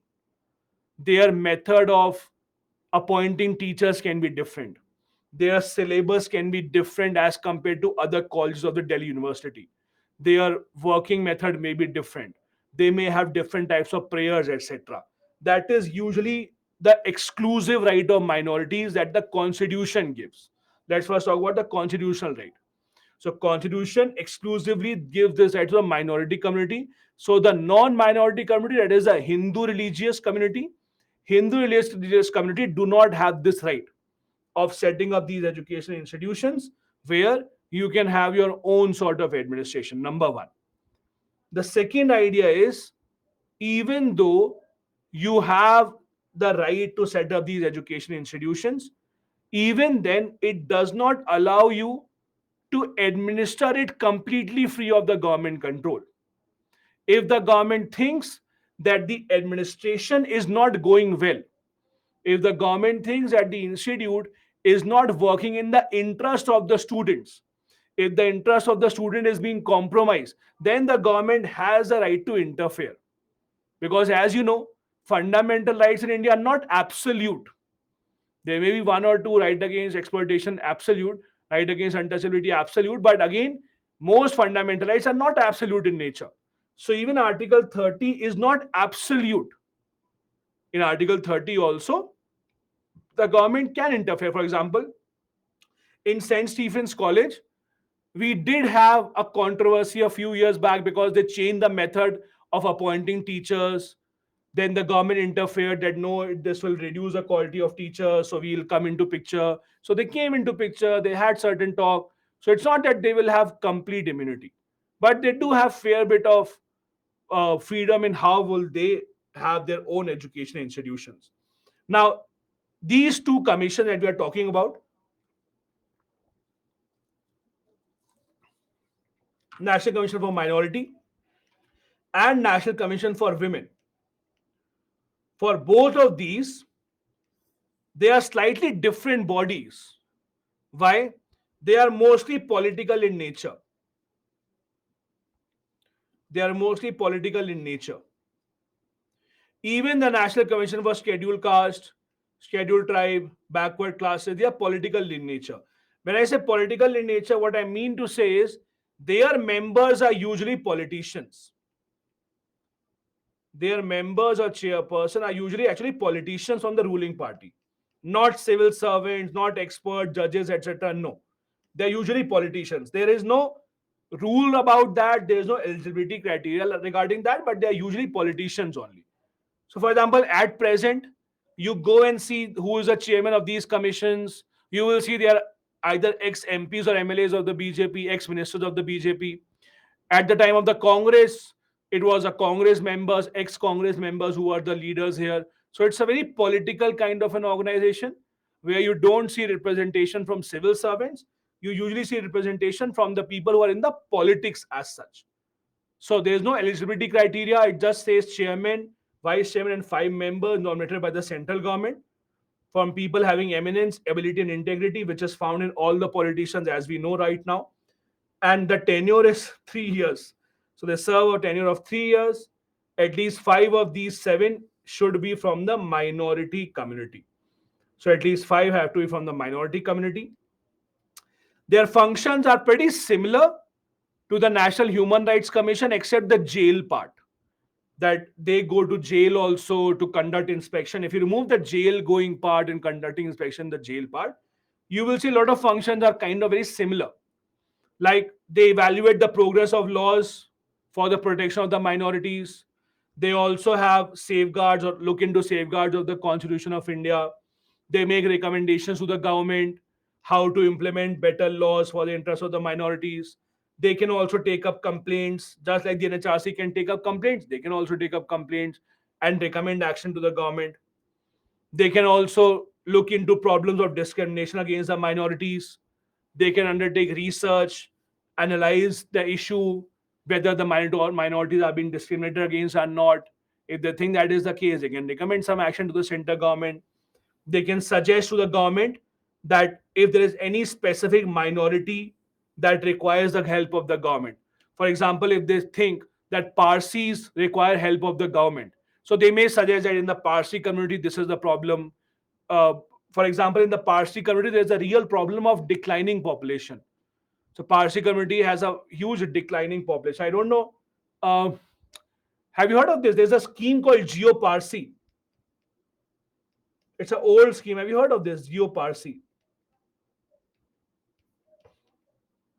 It's an old government scheme. It has been some years now. I don't remember the exact year. It's pretty old scheme. So GeoParsi again is a scheme to increase the population of Parsis. Parsis have a pretty unique kind of a problem. Lot of them decide not to marry for some reason. They don't marry. Many of them, let's say females, they marry to other religion. So basically, then the next generation becomes of other religion. So Parsi community, they are facing a declining population. So there is this scheme initiative launched, GeoParsi. So again, these are the things that the Minority Commission does, not launch a scheme by themselves, suggest to the government that see these are the issues that we should look into, and you should start a kind of a suggestion or you kind of a scheme.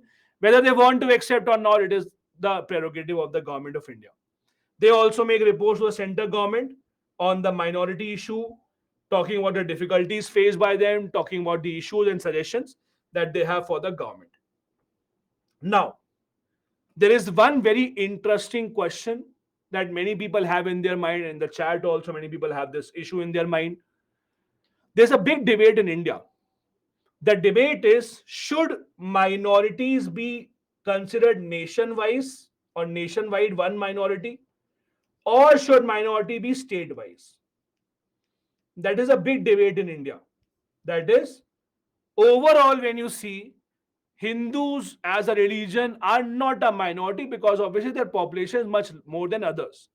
However, if you look at state wise data, there are states in India where the Hindus, as a proportion of their population, may be considered as minorities. These are those states. Look at Manipur, Punjab, Arunachal, Jammu Kashmir, Meghalaya, Nagaland, Ladakh. All these are states or UTs where Hindus are in a minority. Now, this is a big debate for a long, long time. The debate is simple.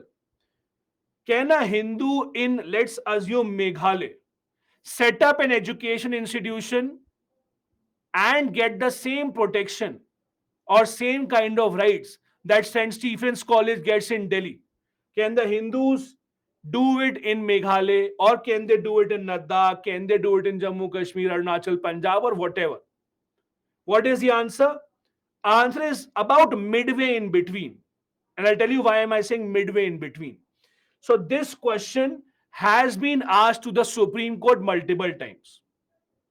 What happened was, first, 2019. In 2019, a petition was filed in the Supreme Court exactly for this. The petition was that Hindus should get minority tag in at least some states, if not across the country, so that at least in those states they can also get the minority rights, they can also get this advantage. Supreme Court said no. In 2019, Supreme Court denied this. Why? The Supreme Court said that in India, if you look at India's history, states have been formed on the basis of language, while religion does not has any confinement to any state.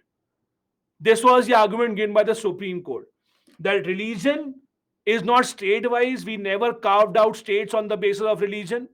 We carved out states on the basis of language, so that may still make sense. But for religion, we should not have that. So in 2019, Supreme Court said no, this should not be done. Now, I'll tell you something very interesting. Let's assume today you file an application in the Supreme Court for something. Let's take an example. You file a PIL in the court today that, sir, UPSC exam should remove the optional subject. Something like that. Don't do it, but I'll just tell you an example. Let's say you go to Supreme Court, file a petition, sir, optional is too much, remove this. And Supreme Court says, no, we will not do it. The petition is dismissed. Now, what do? People who are not intelligent forget about this. But people who are intelligent, what do? They will wait for some time. Till the time that judge retires, the judge who gave the judgment, they will wait. That, okay, maybe this judge did not like the idea. Because Supreme Court has many judges, right? Maybe you will file a review petition, some other judge will come in, they may like the idea. So smart people wait for some time. They don't go immediately after that to review the petition, whatever. So this guy, smart guy, again waited. He said, okay, let me go after some time with the same idea. The same idea went in 2022 once again. Then asked to review the petition. And the Supreme Court then decided to change their verdict earlier. So, about 11 months ago, in July 2022, the Supreme Court reversed their earlier view and they said that the status of minorities, religious minorities also should be state dependent. Should be state dependent. So the current status is that the Supreme Court has said that the minority status should be state dependent. However, there has not been any progress on this matter, meaning that after the Supreme Court judgment came in July last year till today, no state has taken this initiative to announce that these are minorities in our state and they can set up the institutions. The center government also has not taken the initiative since the last 11 years to say that, okay, these are the minorities state-wise and you can set up institutions. So it's a very kind of a midway in between. Supreme Court has said that yes, minorities can be state dependent from now onwards. Now we have to see whether the state governments take the initiative and whether they do something about it or not, because so far it has not been done. That is the present status as of today. As of today, we do not see state governments or the center government taking the lead on this and saying that yes, minorities in our state include Hindus as well. Now it is your responsibility. Today is 27th of June 2023. From today till the day that you give the exam, if something happens in this regard, then it is your responsibility to keep a track of it. I am telling you the status so far. This is the status so far. That so far this has happened. If tomorrow, if after some days, some weeks, by the way, usually these things happen close to elections. So not right now. Let's say sometime before 2024. Let's say March, April 2024, you may have something. So if something like that happens, if the states, some states go ahead, announce that from now onwards, Hindu also have minority tag in our state, that will be a progress, and you will have to see if that happens or not. Till today, it has not happened. So now the responsibility is on you to slightly keep a track. Obviously, if it happens, we will be covering in the current affairs webinar, so you will be told about it. But keep a track. This is the present status so far. Okay. Then we have one more commission, National Commission for Women. What is National Commission for Women? What does it do? Okay, just one thing. Sahil is saying, isn't it contempt of court? No, Sahil. What contempt of court will be if the state say no, we will not do it. Supreme Court says you can do it, and now the state decides whether they would have to go ahead or not. Supreme Court doesn't say now you have to do this. They have said minorities can be state dependent. Now it depends on state and the center government to go ahead. Now the next commission having a similar kind of a job is the National Commission for Women. Similar kind of role as the Minority Commission, as the name suggests, looking into the reforms required by the women, registering complaints that women have, any issue that women face, they will be happy to assist them. Again, a statutory body formed in 1992. Again, a political body. Almost every time you will see head of the National Women Commission is a person from the ruling party only, almost always. And it is true with states also. Look at Delhi Commission for Women is headed by a lady who is the wife of a Aam Aadmi Party leader. So it is with states also, it is with center government also. These are usually political bodies in nature. So what is their objective? Similar, to give safeguards, suggest safeguards for women, look into whether the women related laws are being followed or not, suggest to the government to make good laws about them, facilitate grievance redressal means ensure that they have complaints, ensure that if they have complaints, they are resolved easily, advise the government on all the policy matters. All of these things are the suggestions given by the National Commission for Women to the government. Again, the keyword here will be the same. They only recommend. They will only recommend. Whether the government wants to accept them, whether the government does not want to accept them, really depends on them. But they will only recommend to the government. Again, an example of what do they do. Not that you have to remember this, but an example of what do they do. For example, you see this news. National Commission for Women bring out SOP on rescue and rehabilitation of trafficked girls. What is SOP? SOP, Standard Operating Procedure.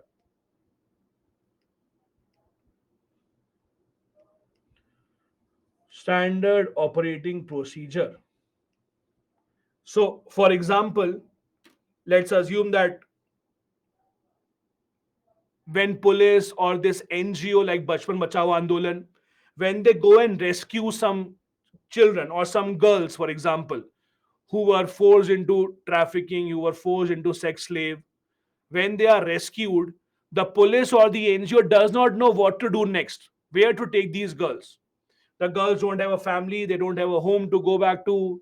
Where do they go then? Police can't bring them to locker. They are not the criminals. So what do they do? So to help them with that problem, the National Commission for Women have given guidelines. That is SOP, Standard Operating Procedure.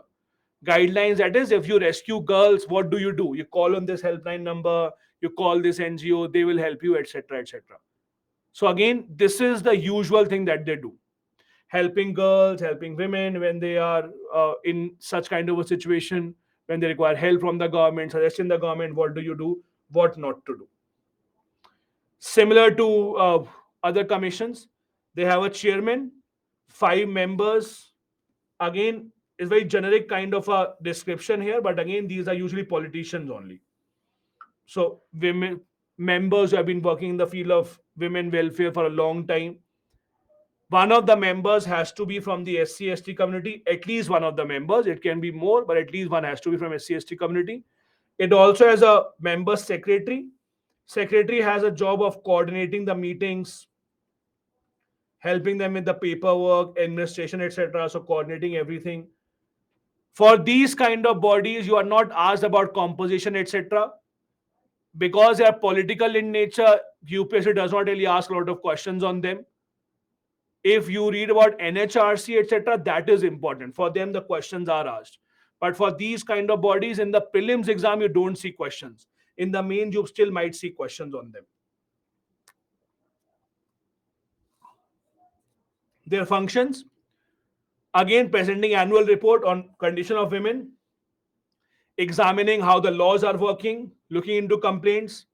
They also go to women jails, etc., suggest remedies to the government. Then this is extremely important.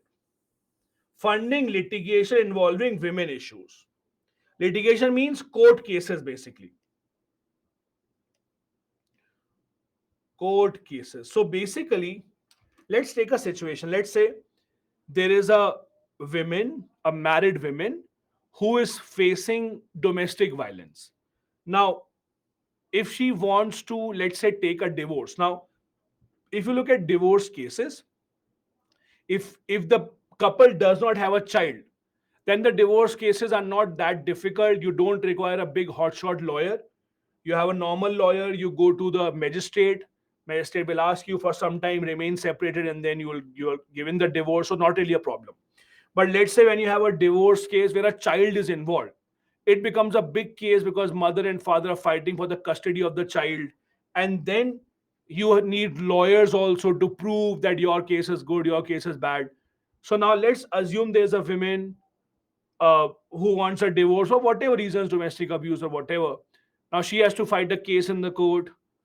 She is a housewife, doesn't have her own money, not being supported by the family. So would she be able to support a lawyer or not? Would she be able to get a lawyer or not? So in these cases, what happens is these women are expected, or they can come to the National Commission for Women, and this National Commission for Women will help arrange a lawyer. Either they will come in touch with a lawyer who would be willing to do it pro bono. You know what is pro bono? Athar will know. What is pro what is pro bono? Yeah, pro bono is free. Pro bono means free. Basically free. You do it because you feel for that issue. You do it because you want to help someone. That is called pro bono. So it's a word used in legal language, but it is used in other places as well. You do it pro bono. So they either try to find a lawyer who can do it pro bono, who can do it free, or if not, let's say they try to arrange some funds, at least give something to a lawyer, expense of traveling, coming from here to here, expense for some expense for services, etc.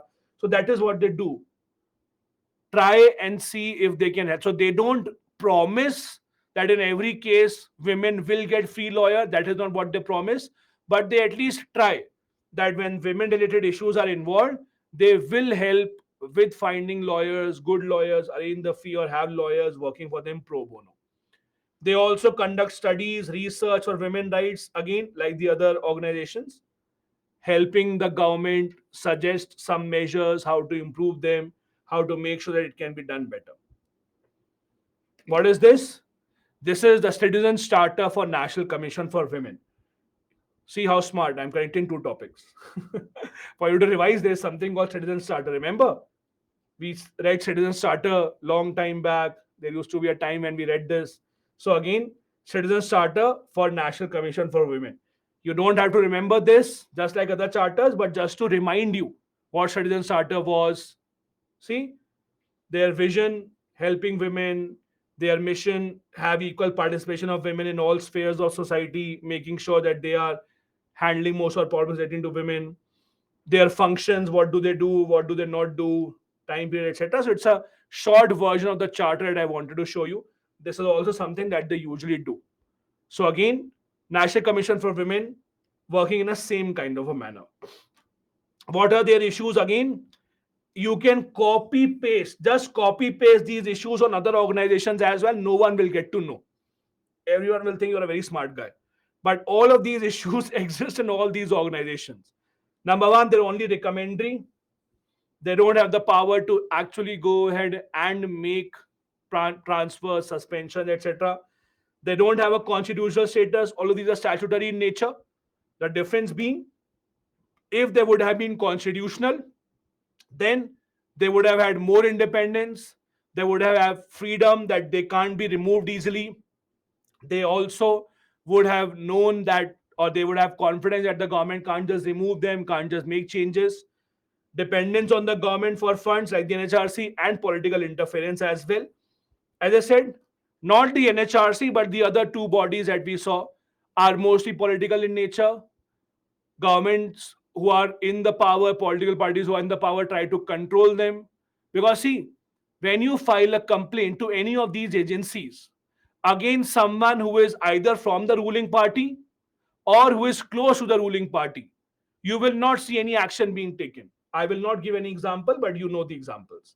So, again, if you see, and this is true with every government, it's not just one government or two government, every political party, you will see the same kind of a thing where people in power, if you file a complaint against them, there's hardly any action taken. So again, that is where you see a problem that exists, and this exists across the governments. There is no one single government in the history of independent India where you can say, oh, this was an ideal government. They never did anything wrong. All the governments at the end of the day have utilized this power, whatever powers they have, to meet their own goals. That is how everyone behaves when they come to power. When you will get power, you will also behave the same way. Trust me, that is human nature. It's just about choosing between very bad and less bad and maybe slightly bad. But you can't say any government is ideal, that this is what they should do. So you have seen political interference in almost every kind of a government. You will not see cases going on when one government is in power against those who are in power. All of a sudden, government changes. You will see all the cases coming up once again. All these are issues that remain. Perfect. Before I go ahead, let me take some questions quickly. Then we'll take a break and then we'll go ahead with this. Those who want to take a break, go. Bye. Let me take some questions, then I'll take the break. Mithun is saying you taught a lot. You taught about a lot of organization. If a question comes like critically examine, how should we write? Mithun, critically examine what? The question cannot just be critically examine full stop. Critically examine what? Not sure what the question is. Critically examine what? Mithun is giving me one word at a time. Now he is saying role. Critical examine role. Baba, write one question properly. What is this one word in one statement? I'm punishing you. My punishment is next 10 minutes, I will not listen to any of your statements. This is your punishment. Let me look at something else then. Sahil has a question. Does the states also have bodies like these? Yes, states have bodies like this, not the minority one, but states have women commission of their own. They have state human rights commission of their own as well. Ashu, you have the PPT yourself, na? So you can go to any slide that you want, read it multiple times. Uh, then I have a question. Vishal is saying, in terms of law or legal fight, what are the advantages of having a constitutional status over statutory status? See, as I said yesterday also, the only difference in constitutional status or statutory status is that if you're a constitutional body, government cannot randomly make changes because it is very difficult for the government. They have to amend the constitution for making even the smallest of changes. So a constitutional amendment will be required to change anything because you are a constitutional body. So you have more independence. It's like saying that you are a kid, you can do whatever you want in home. You will only be punished if your father plus your mother plus your grandfather plus your grandmother agrees. Only then you will be punished. If you are a statutory kid, then if only the mother wants, she can punish you all alone. But if you're a constitutional kid, your punishment will be if all these four agree. So you know the chances of all these four agreeing are lesser, right? One of them will be on your side. So if you're a constitutional body, you can't don't write these example in the mains exam. It is just me telling you, explaining you, right? UPSC examiner will not understand. They are not that close to you. So let it be between you and me. Just an explanation. Anjan is saying, what are think tanks? So, Anjan, think tanks are organizations that do some research for the government and then they suggest to the government. I'll give you an example. There is a organization, I don't know how many of you know this, you might not have. If you work in the field of education, you might have heard of something called Center Square Foundation. Center Square Foundation. Have you heard of this? Maybe not. So this is an organization, Central Square, sorry, Central Square Foundation. So it is a kind of an organization that works in the field of education. So basically, I'll give you an idea of what they do. They're kind of a think tank. And Niti Aayog, as many people are saying, that is also a think tank that works for the government primarily. So I'll give you an example. So what happens? Let's assume the government has announced that we will double the farmer's income. Okay? In 5 years, we'll double the farmer's income.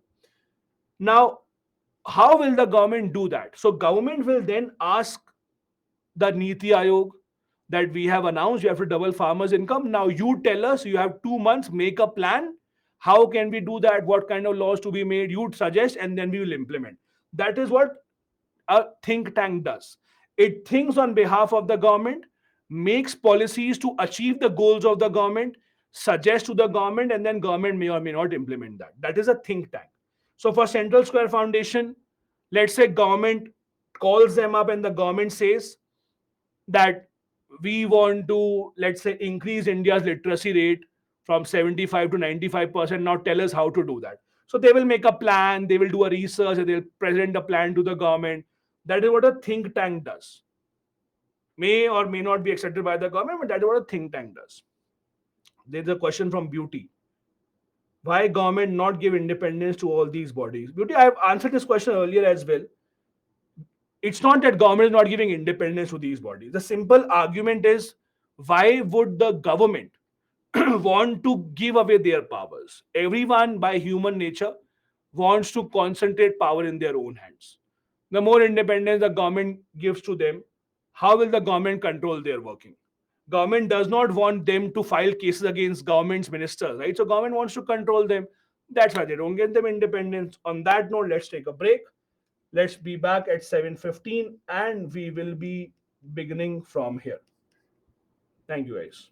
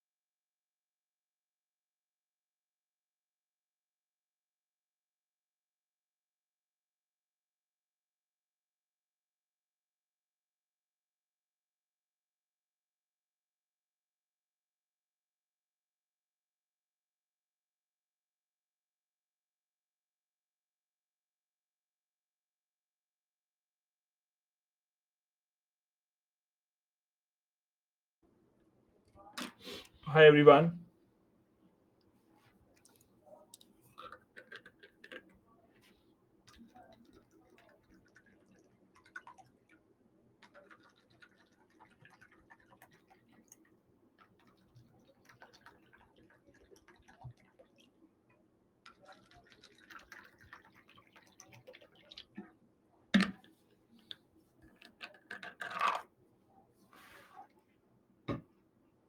Perfect. So I hope all of you are back. Those who are not back, those are late. Let's begin anyway. So the next thing that we want to start is called the pressures group. Now I want to start explaining the pressure group with the help of a real example, and then we will come back to this slide. Okay. I'm going slightly ahead because of an example, and I'll come back to this. Yeah. So, see here, this is the logo of a very famous organization working in the US called the National Rifle Association. It's a very famous pressure group. Let me explain what does it do so that you will be able to understand the overall idea of the pressure group. US has a big problem, the problem of gun violence. Do you know US is the only country in the world that has more guns as compared to people?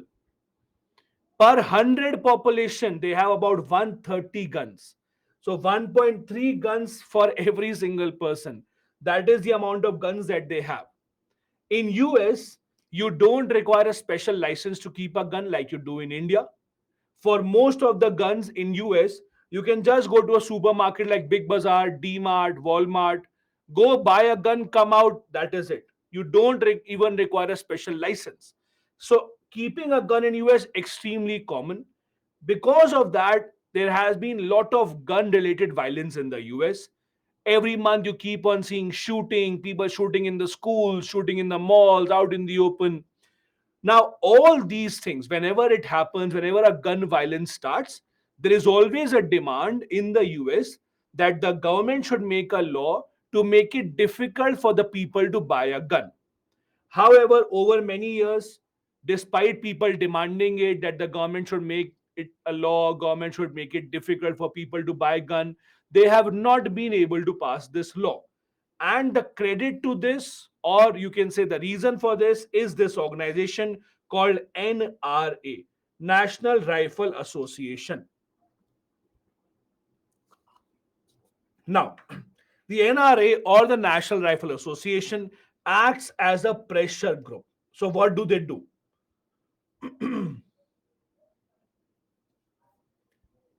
They are a very powerful organization. It's a collection of all the gun making companies in the US coming together to make this organization. They influence the lawmakers, the MPs who have to vote for that kind of a law. They either influence them illegally by giving a bribe, or many times legally also. How legally? For example, they will tell a member of parliament that you vote in our favor for the bill and we will build a hospital in your area. You can tell your voters, see, I have built such a big hospital free of cost for everyone, so that you can then get votes the next time. All legal, nothing illegal. They can tell the member of parliament that don't worry, we will build a school for you free of cost, and you can go and tell your voters that, see, I build a school for you. So you can win elections. So this NRA, National Rifle Association, it puts pressure on the members of parliament to vote in their favor. Either vote in their favor because of a bribe or because of this. In America, it happens why? Because in America, there is no anti defection law. So if you are from a Democrat party as a member of parliament, even then you can vote against the bill of the Democrat party, nothing will happen. That allows the NRA to act as a pressure group. They create pressure on the government not to pass a law to make it difficult for people to buy guns. That is how pressure groups usually work. Now, coming back to the original idea of the pressure groups. Now, in India, there is no specific law about pressure groups. In other words, in India, you cannot officially register your organization as a pressure group. No. However, a lot of organizations work as a pressure group in India. What exactly is a pressure group? In simple terms, any group that has the ability to pressurize the government either to pass a certain law or not to pass a certain law, either to make a certain rule or not to make a certain rule, that will be called a pressure group. I've given this example earlier as well. Making of Lokpal, forcing the government to have a Lokpal, again an example of pressurizing the government. Forcing the government to bring back farm laws, again an example of pressure group. So pressure groups are those that pressurize the government to either pass a law that they want or not to pass a law that they do not want. Either way, that is how the pressure groups work. As I said, in India, we do not have a law under which any group can register with the government as a pressure group. But many associations, many unions, even media organizations, all of them work as a pressure group as and when the time comes. They try to pressurize the government, persuade the government in some way or the other to ensure that they put pressure on them and they ask the government or convince the government to do something that they want. They are usually political in nature because at the end of the day, they have to convince the politicians only to work in their favor. So they are political in nature mainly. They are informal groups because there is no law in India that recognizes the pressure groups. Now, what is the role that they perform? It is wrong to assume that pressure groups will always be negative. Depending upon which side you are, you may think the pressure groups are positive or negative. Let's take an example of the farm bills. Those people who wanted the government to take back the farm bill, they would think the pressure groups did a very good job. Those people who supported the farm bill would be against the pressure groups, such as the farm unions, etc. So, pressure groups do play a role of positive and negative nature depending upon which side do you stand, which side do you want to support. Pressure groups act as a link between the government and the people. Like, look at the Lokpal bill. People, a lot of them wanted a Lokpal bill to be introduced, but they did not know how to keep their voice or how to raise their voice to the government so that the government hears them. So pressure groups such as India Against Corruption as a NGO came into picture. They started pressurizing the government. So pressure groups in many cases take the demands of the people and bring it to the government, make some noise so that the government can actually hear. In many cases, they act as the voice of common people, express the view of minorities. Now, over here, minorities doesn't mean religious minorities or linguistic minorities.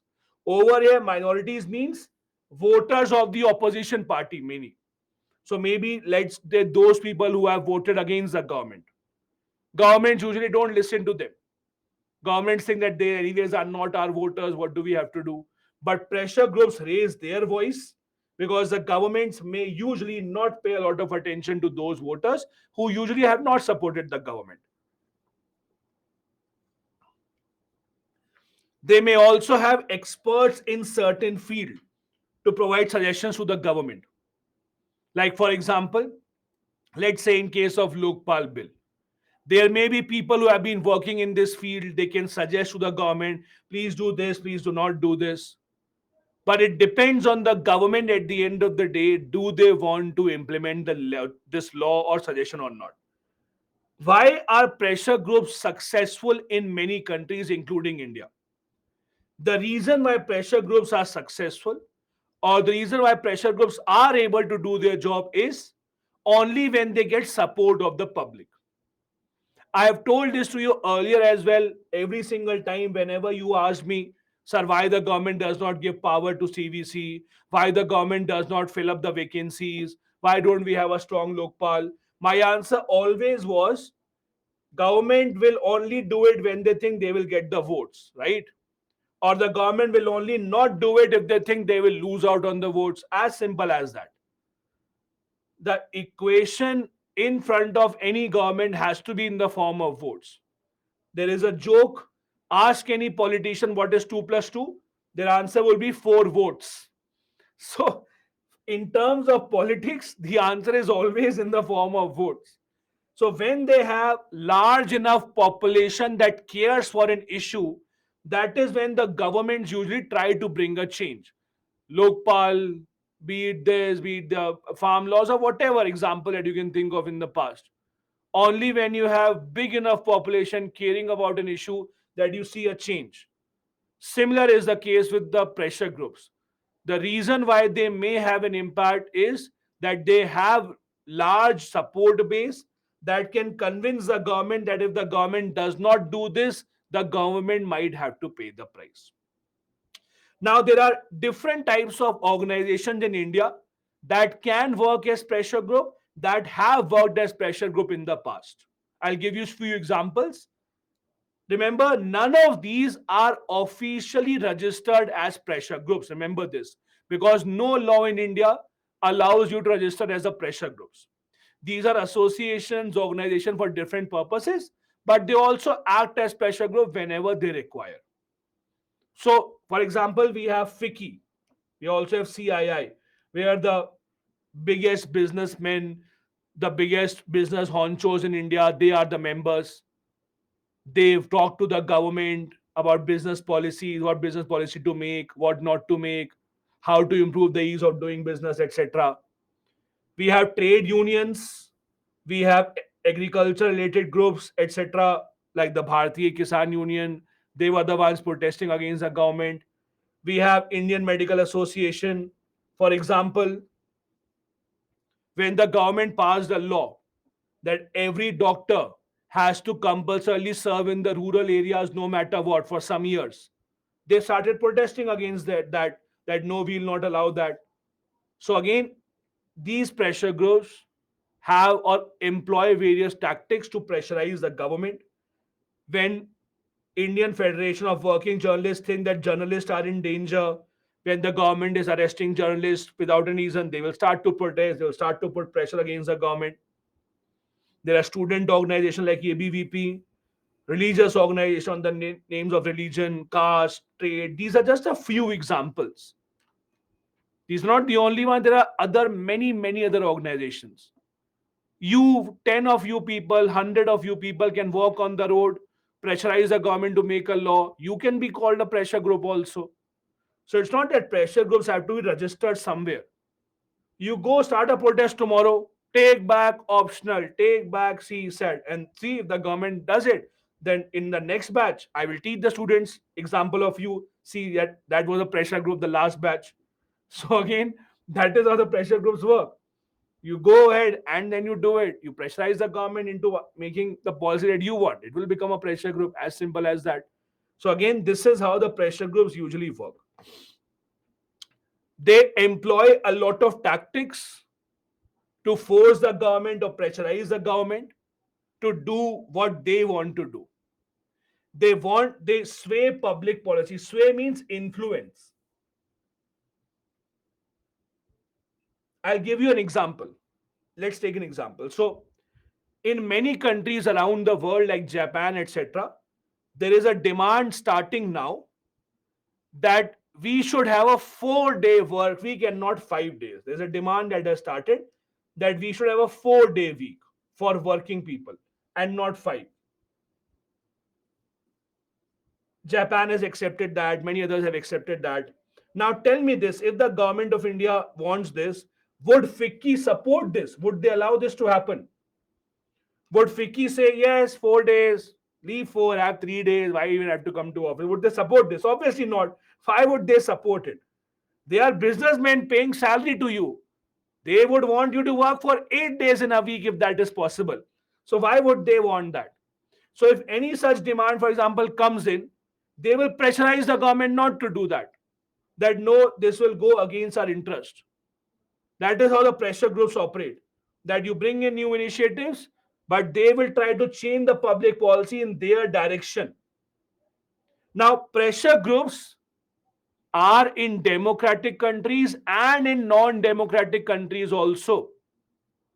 Look at what happened in Iran, where there was such a huge protest against the morality police. Have you heard about? You would have read about this. The killing of Mahsa Amini. It became very big issue, and she was killed by the so-called morality police. In Iran, people started protesting that this morality police or religious police should be disbanded. It became a big issue. So pressure groups exist in many, many other countries. It's not just India, it's not just democratic countries. Many countries give them the space to exist. Many countries don't give them the space to exist. Like China does not give them the space to exist. In China, you protest against the government, next day you know no one will know that you ever existed. So these are kind of things that exist in some countries, but some totalitarian countries, for example, do not allow these things to happen. Pressure groups push for favorable government policies. It may be for their members, it may be for the larger public interest, but they help all these government policies. Now, there are some issues with the pressure groups as well. There are a lot of issues that still exist. First, they are mostly biased. Obviously, they will do what they think is good for their members. Why would they do something which is not good for their members? The entire purpose of forming a pressure group is to look in their own interest. If you like that, you will be happy. If you don't like that, you will not be happy. As simple as that. But they are mostly biased rather than thinking for the larger public interest, like the example of National Rifle Association, as I gave you. They are making or they are stopping the government from making a law so that they can keep on earning money. If the government makes it difficult to buy a gun, their profit will decline. So it is in the personal interest that they are doing it. Many of them spread propaganda. What is propaganda? What is propaganda?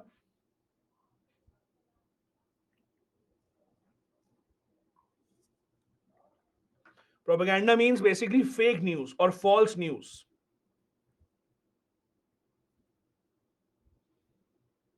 Like the National Rifle Association in US is able to convince everyone in the US that your life is in danger. If you don't have a gun, someone will come to your house and kill you. You will not have anything to defend. You should buy a gun. Buy ration later on, buy petrol later on. That is a luxury, but buying a gun is the most basic thing. You have to do it no matter what. Otherwise, you will be killed. Then don't tell us we did not tell you. They run ads in the paper, they run ads on the media, they hire influencers, all to spread that propaganda. Adolf Hitler was a master of spreading propaganda. He spread this propaganda that Jews are the reasons for our decline. We are poor because the Jews are rich. Unless we get rid of the Jews, we will not survive. That is the propaganda he was spreading. And see, it led to so many people saying that he has killed the Jews. And it led to the biggest genocide in the world history. So spreading propaganda means when you spread false information to the minds of the people so much in detail that people start believing it. So many pressure groups do this as well. They start pressurizing or they start spreading fake news, they start spreading news that is not really true. Then they distort public opinion. The same thing. Many people who criticize the Lokpal agitation, there are many people who are against the Lokpal agitation. They said that the people who are supporting the Lokpal bill actually hid a lot of information from the people. They presented a story like India has no authority to fight corruption. They never told people we also have the CVC, we also have the other authorities who will fight for corruption. They presented a picture in the public that India is the most corrupt country. We have nothing to fight against corruption. If Lokpal doesn't come into the picture, nothing will happen. India will be in declining. So they presented a public picture which was not true to instill fear in the minds of the people, to convince the people that you have to accept this. That's distorting public opinion. They also use lobbying for promotion. What is lobbying? In India, lobbying, etc., is not a legal profession. In US, etc., many people are lobbyists. What is a lobbyist? What do they do? Basically, lobbyist is kind of a, I would say, agent or an intermediate person who will take your voice to the people concerned. I'll give you a simple example. let's assume that you want to get in touch with a minister for licensing or whatever purposes. You want to get in touch with the minister. Now you don't know how to get in touch with the minister, you don't know how to do that. What do? You find a person who is a lobbyist. They will have contacts with the minister, they will talk to the minister on your behalf. They will try to have the minister have a meeting with you. That is a lobbyist. In US, etc., it's a proper profession. In US, lobbyists are very powerful people, they have a lot of connections. In India, illegally, you might have that. But if you see in India, it's not an official profession as such. Lobbyist. So they bring your voice, or they form a connection between you and the people who are in power, you who are not accessible very easily. The NRA example that I just gave you. This was the pressure groups thing that you had to understand. Before we go ahead and start a discussion with NGOs and self-help groups, let me take a few questions quickly. Joginder is saying, what are the suggestions to have a powerful NHRC? Joginder, as I said earlier as well, whatever problems you write, just write opposite to it, it automatically becomes suggestions. As simple as that. So the problem is they don't have enough funds. Suggestion is give them enough funds.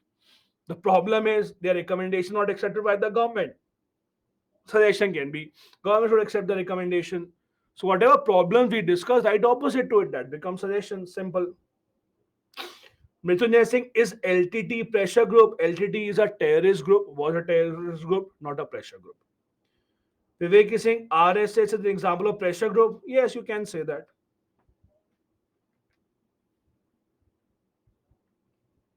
Uh, Yashika saying, if pressure groups are illegal, what is the government's call for them? Yashika, I'm not saying they're illegal. I did not say that. I said right now there is no option for you to register your group with the government as a pressure group, that we are a pressure group.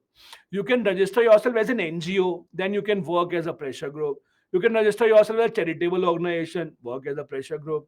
What I said was there is no law in India that allows you to register yourself as a pressure group. That doesn't mean it is illegal. You can call yourself as a pressure group, nothing will happen. But there's no legal definition right now of being a pressure group. I have one suggestion for you, and suggestion and request also. I see a lot of times you ask a question and the SME gives you the answer, but you still just copy paste the same question. It is very unfair to the SME and to the other students as well. So if you have asked a question, the SME has answered that, just read that answer, right? There is no point pasting it time and time again. It is not fair for everyone that you are just populating the chat.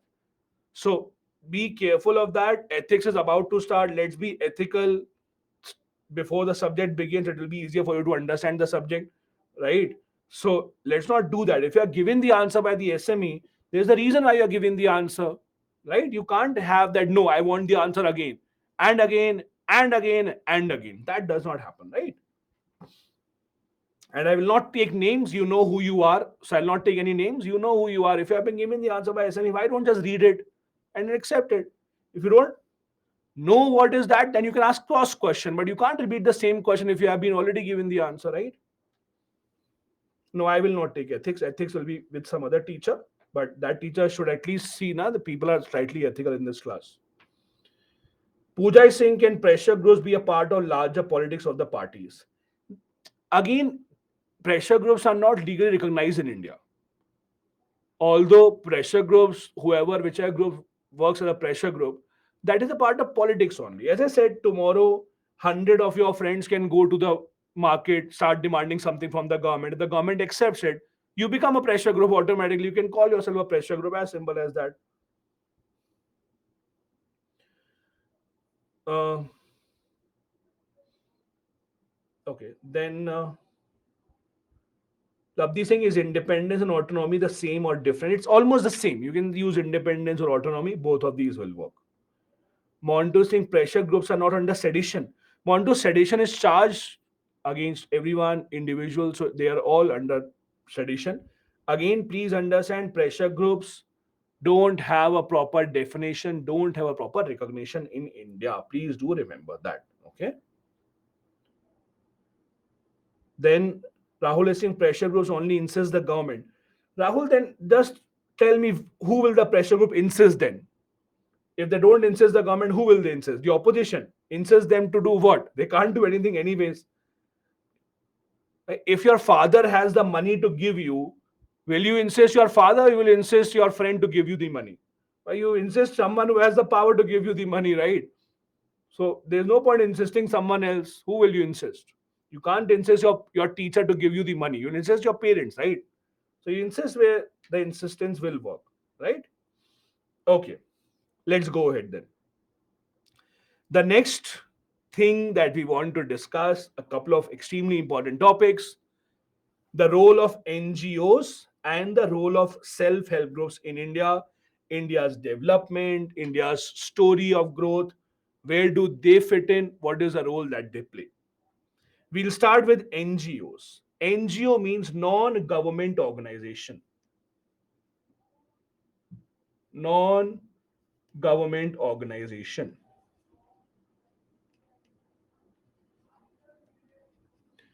The simple idea is those organizations which have not been formed by the government but play a role which is really close to the government, like giving welfare to the people, doing the job that the government should supposed to do, helping in the government working.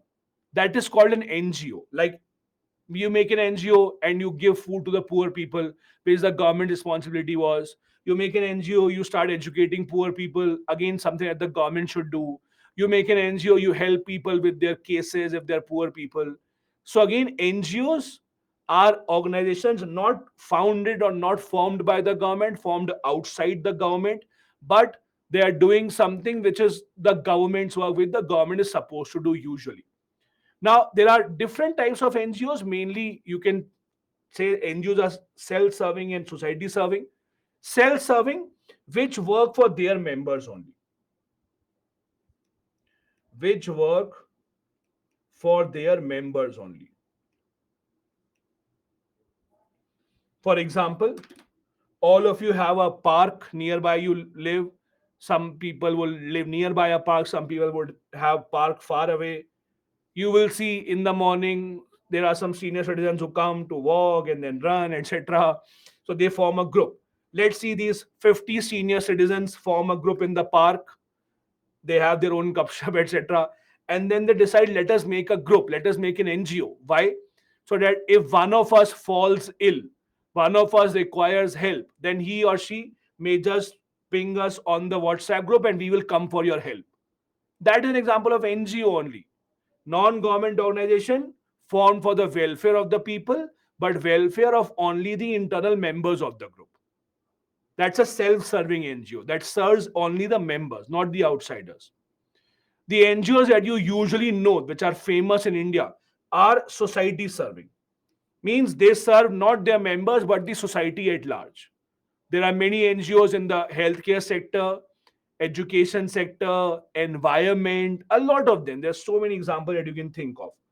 Uh, some at the top of my mind, there's an NGO called Teach for India. A lot of them. There's an NGO called Goonj. Then the Akshay Kalp, yeah, Pratham also. There is Robin Hood. So there are so many of them. Again, I'm not saying one or two. There are so many of them. You would also know. Yes, Bachpan Bachao Andolan, Doctor Without Borders. All of these are NGOs, basically working in the interest of the people at large, not just for their own members. All of them had different things. Some focus on education, some healthcare, etc. Now, the question is, why do we need an NGO? Why do we need an NGO? Why do we have it? Uh, okay. Sakshi, I have been a fellow of TFI. So just to tell you that, I'm very happy to see you here. I have been a fellow of TFI. That is why I gave this example. Anyway, let's come back here. So one example of why we need the NGO, let's take that example into account. So basically, if you actually see, why do we need an NGO? See, we ignore the fact that India is a huge country. So we have a huge population, but we ignore the fact that along with the population we also have a huge area. Along with the population, we also have a huge area to cover. So we have the widest of, the most elusive of the forest. We have areas where the government facilities have still not reached. We still have areas where there's not proper electricity connection. We still have areas without water proper supply. So there are areas where still the government facilities have not reached, and this is where NGOs come into the picture, where they fill in those small gaps. That is why the NGOs are required in a country such as India, filling in those small gaps, making sure that they are helping the government. So they act as different types of organization in different areas. For example, some of them are civil rights advocacy organization. I'll give you an example. Have you heard of something called the NAS Foundation? Have you heard of something called the NAS Foundation? Ever? Okay. If you have, great. If you have not heard of it, this was the organization that filed the case that led to decriminalization of homosexuality in India. So they were the ones who started this case in Delhi High Court, where Delhi High Court for the first time decriminalized homosexuality in India. So they fight cases for the interests of the transgenders, they fight cases for the interests of the LGBTQ community. So what they do is they are a civil rights organization supporting people to have their civil rights. Similarly, there are farmer groups like Bharatiya Kisan Union, etc., who protested against the government to take back the farm bills. There are business industry based civil society organizations like the FICCI example that we just took. There are labor unions in different spheres. There are media organizations. There are international peace also, like Red Cross, etc., Doctor Without Borders. All these are international organizations to bring peace around the world. There are also resource conservation organizations, like the ones working in the field of environment, for example, for conservation of environment, like Greenpeace. So there are a lot of different types of organization that we see in the society, all of them focusing on a certain area of their choice. Some in the field of education, some in the field of some other thing, some in the field of something else. Now, what are the benefits out of NGOs? Why does a society require NGOs, or why a country like India benefits from NGOs? The first example I gave you, to have the last mile reach. Because India is such a vast, humongous country, the government sources, the government schemes, the government initiatives might not reach till the last stage. And this is where the NGOs come in and help the people. For example, when the COVID-19 lockdown saw the entire country locked up, there were many NGOs that came in, helped people, supplying ration, giving them help as much as possible. So, for that last mile connectivity, reaching the end consumer, they also act as a voice of the citizen.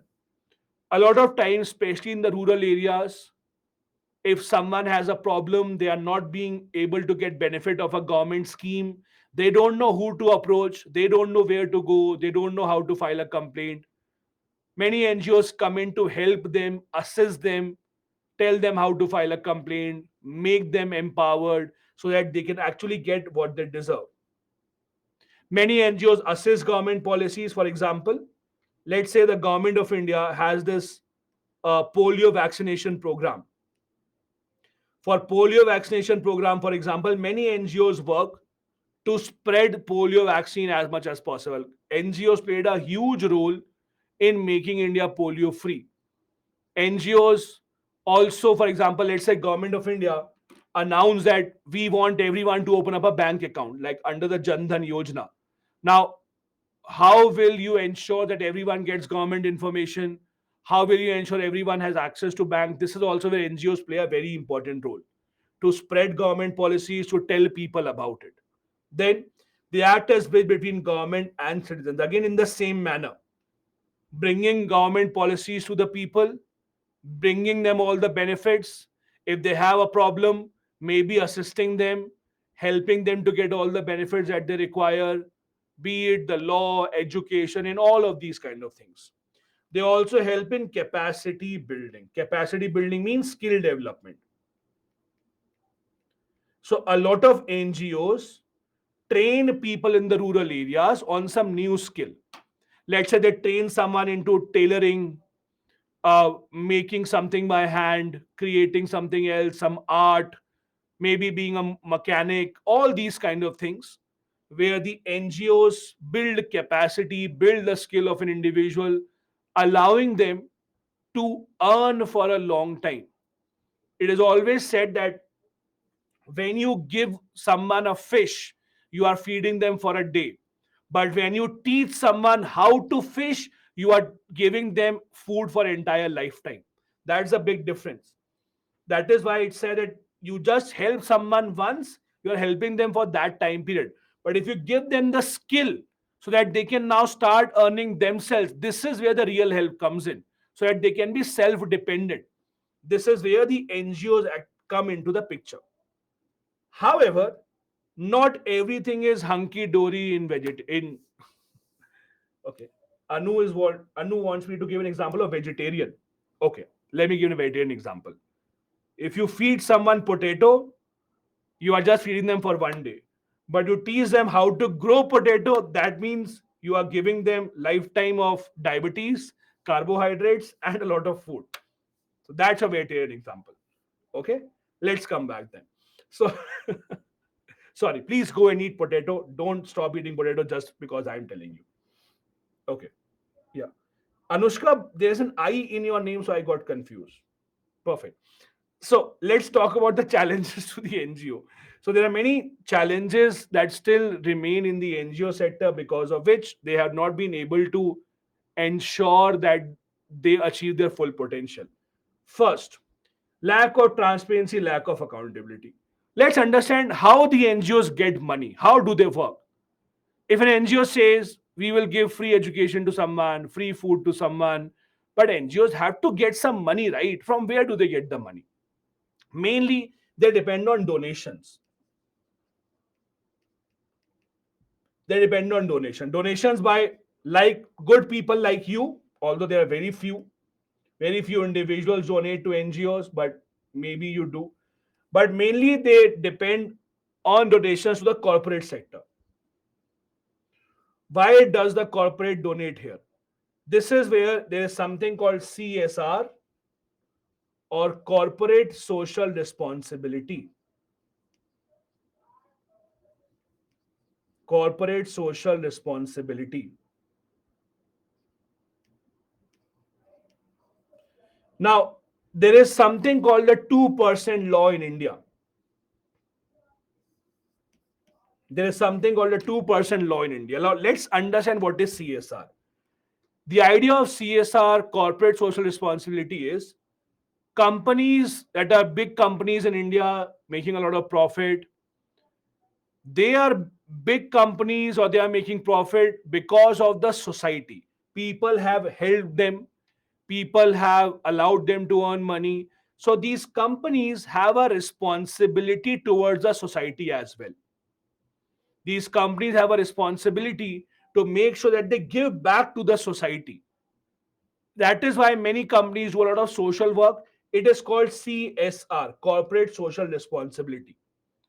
We now have a law in India, and the law is mainly about how much money, or what is it that you actually have to give, or how much money should you spend when it comes to CSR activities. It is called the 2% law, and I'm giving this as a homework to you. Just do a Google search and you will get to know what companies are covered under this. There is a proper mechanism, there's a proper guideline. How much profit you make, will you come under this? How much turnover that you have, you will come under this. How much is your value, or how much is the valuation, etc., you will come under this. So basically, some big companies come under this. And if you are in this, for example, let's say if you make a profit of 5 crore or more in a year, then at least 2% of the profit that you make, at least 2%, you have to spend in CSR, corporate social responsibility. CSR. Now, what is CSR? Government of India decides which sectors will be called CSR. They decide the list. For example, right now, list includes education, healthcare, sanitation, environment. So, and there is other list also, or there are other things also included in the list. So, as a company, if you are under this level, you have to spend 2% of your profit on any of these. Either you do it yourself, that is why you will see many big companies have opened up their NGOs, have opened up a lot of the, like Reliance has a Reliance Foundation, Airtel has Bharti Foundation. So they spend money through there. Or what they do is they give this money to some NGO that you do the work. We don't want to get involved in this. Now, 2% of big companies is also a huge amount of money. Like ONGC, look at ONGC, the profit that they make. ONGC's profit is thousands of crores of rupees. So even 2% of that is a lot of money. So they give a lot of their money to NGOs, etc. So NGOs basically come in and take that money. The problem here is a lot of NGOs are not very transparent with how they are utilizing the funds, where is the money going. They are not very efficient, they are not very accountable. They are not government organizations, so they know auditing, etc., is in their own hands. Although when big companies donate to you, they will audit your account. But many companies don't audit the account because it's a requirement. They have to spend 2% money. So there's many issues of accountability, transparency missing in NGOs. There's a problem of malpractice as well. I'll give you a real example of my own life. Okay, this is a real example of my own life. So this happened about, I would say, 5 years ago, 4 years ago, I think, no, not 5 years ago, 3 years ago. So 3 years ago, there was this case that happened. So my wife used to work in a very small NGO, not now, but she used to work in a very small NGO. So there was a person that we knew, just hi, hello, living in the same society, not more than that, not great friend, but just hi, hello. This person knew where I work. This person knew where my wife works in the small NGO. So this person one day just walking comes to our place, and this is the first time we are talking to him. And he says, "Hi, how are you?" And he says that I have a business proposal for you. And we said, "What is the proposal?" Now this guy was rich because I knew from the car that he drives, so I knew this much. Now he says, "I have a business proposal for you." What was the proposal? And it's all real. He says that I have a client. So this guy tells us, I have a client who runs a big business. He wants to donate 40 crore rupees to your NGO. Okay? You take 40 crore rupees to your NGO because that is he has to invest 2% of that, 2% of the profit. The condition that he has is you return 30 crore in cash. You return 30 crore in cash. That was his condition. Remaining 10 crore, whatever you do, we don't care. We will not ask questions, do whatever you want. That's a real example. We did not take it if that is what you wanted to ask, because the NGO where she works is a pretty small NGO. Their budget is not even that much. So, what will they do?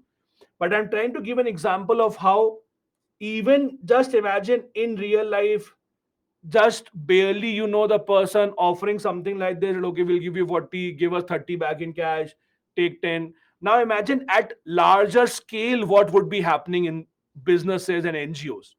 Because see, for these big companies, even 2% of their profit is a huge amount. Understand that.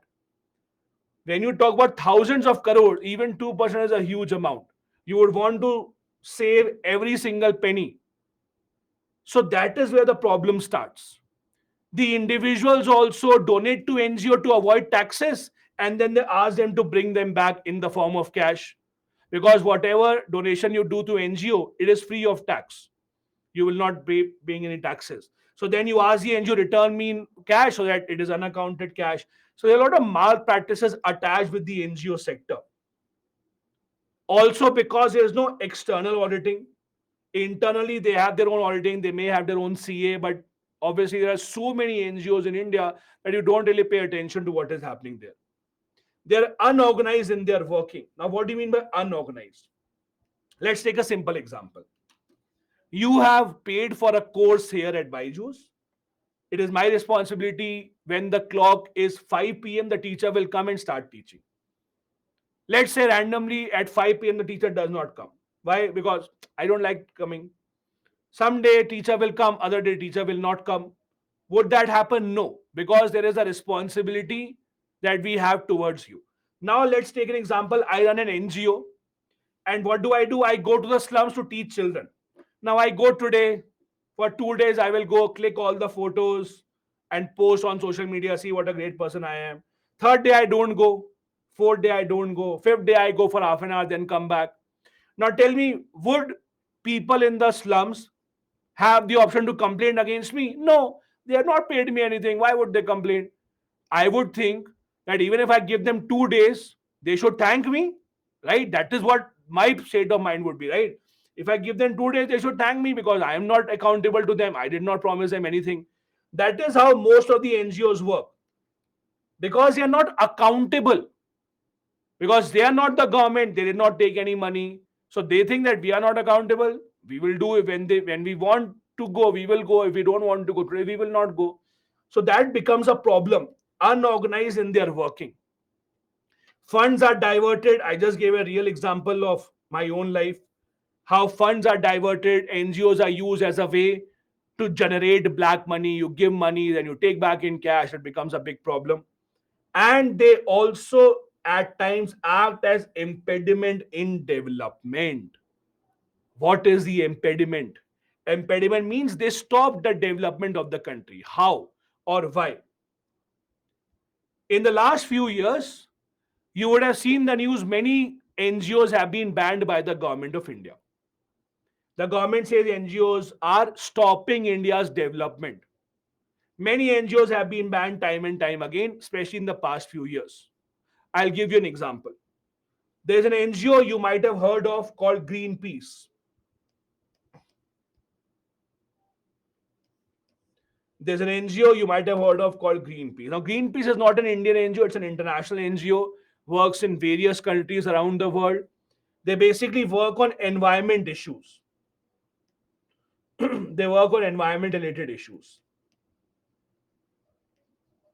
So, what they do, they find any government starting a project which will harm the environment, they will try to stop that.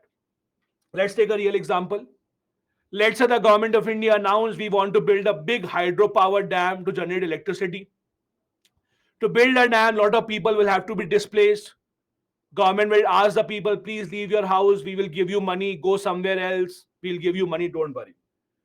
This Greenpeace NGO will come to that village and tell the people, no, no, no, don't go. Government is giving you only 2 lakh. You deserve 2 crore. Don't leave your house. Your house is worth 2 crore, not 2 lakh. You just stay with us. We will protest on your behalf. You don't go anywhere. So the government says that these NGOs deliberately try to stop India's development. The government says they are getting funds from outside India. They don't want India's development. So we will not allow them. So it's a perennial fight between the government and the NGOs, where the NGOs say we are fighting for the interests of the people. Government says we are the government. We know what is the interest of the people. You don't tell us. So government has banned a lot of NGOs in the past, calling them as impediment in development, calling them as a roadblock in the development of the country. All these are various examples. Now, to understand this problem, you also have to understand a big part of the problem that government has. The problem is foreign funding. The government specially keeps an eye on those NGOs that are getting funds from outside the country. The government does not like when foreigners donate to Indian NGOs, because the government thinks there is some ulterior motive. Now, it's not always the same. It's not always the same. For example, there's a very famous NGO called Bill and Melinda Gates Organization. Sorry, Bill and Melinda Gates Foundation. Foundation of Bill Gates and his wife, ex-wife. They have done a great job. They have invested a lot of money in India's polio eradication program. You have to give credit for them. They invest huge amount of money in India's development. But there are many examples, as per the government especially, of NGOs getting foreign funding to stop India's development. Recently, the RBI announced that 80 international agencies are not working in India's favor. So RBI said that they would be prior reference category list. What does it mean? RBI a few months back announced that there are some foreign agencies. If the funds are coming from those agencies to India, to Indian NGOs, Home Ministry should look into that. They basically suggested the Home Ministry that if these 80 foreign agencies are donating money to any NGO in India, you should first see, give permission if it should be allowed or not. Only after your permission it should be allowed. They were called prior reference category list. Prior reference category list. It is the RBI that decides that list.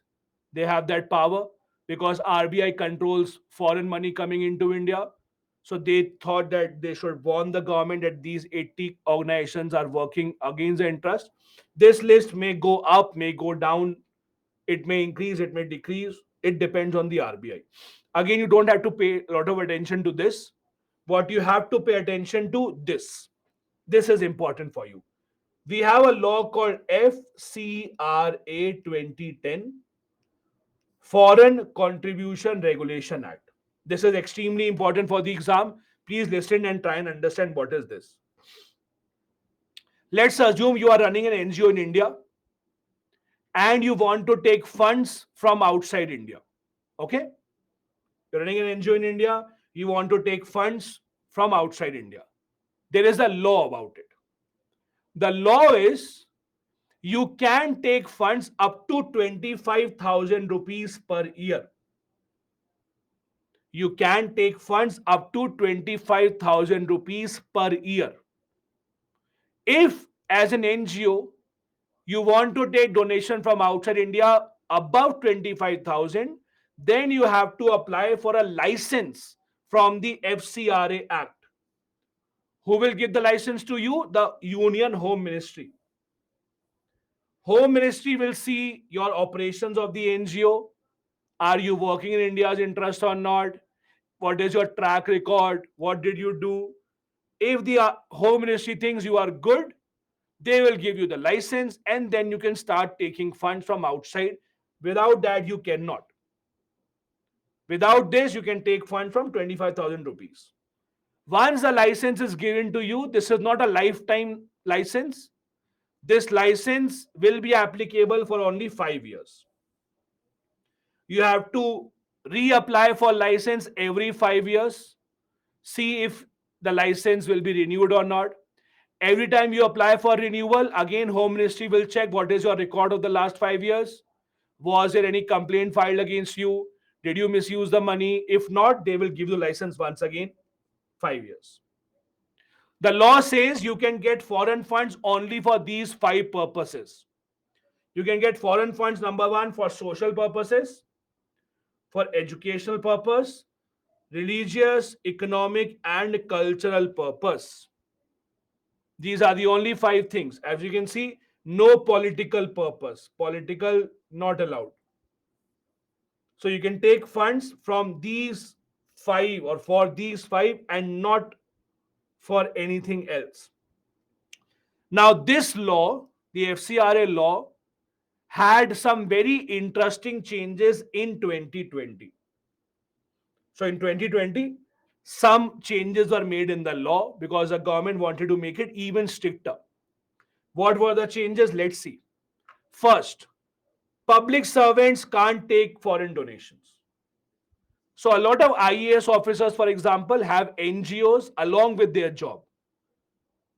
Many IAS officers have NGO after the job, after their retirement, but many IAS officers, many public servants have NGOs along with the job. They can't take foreign donations. So anyone working in the public service, you can't take foreign donations. Second, transfer of foreign donations. Let's say you have an NGO with the FCRA license. You got 5 crore rupees as a donation. Can you transfer it to some other NGO or not within India? Yes, you can. But transfer will only be done to FCRA registered NGO only. If you have transfer funds to any other NGO within India, you can, but only and only if that NGO also has the FCRA license. So foreign funds cannot go into hands of those NGOs which are not FCRA registered. Then you require Aadhaar card of all the key positions in the NGO, leader of the NGO, people who are running the NGO, they have to submit your Aadhaar details, not a problem. Then another very interesting point. Government says the money coming in from foreign for this NGO cannot be put into any random account. All these NGOs which have an FCRA license compulsorily have to make a bank account in the State Bank of India branch, New Delhi.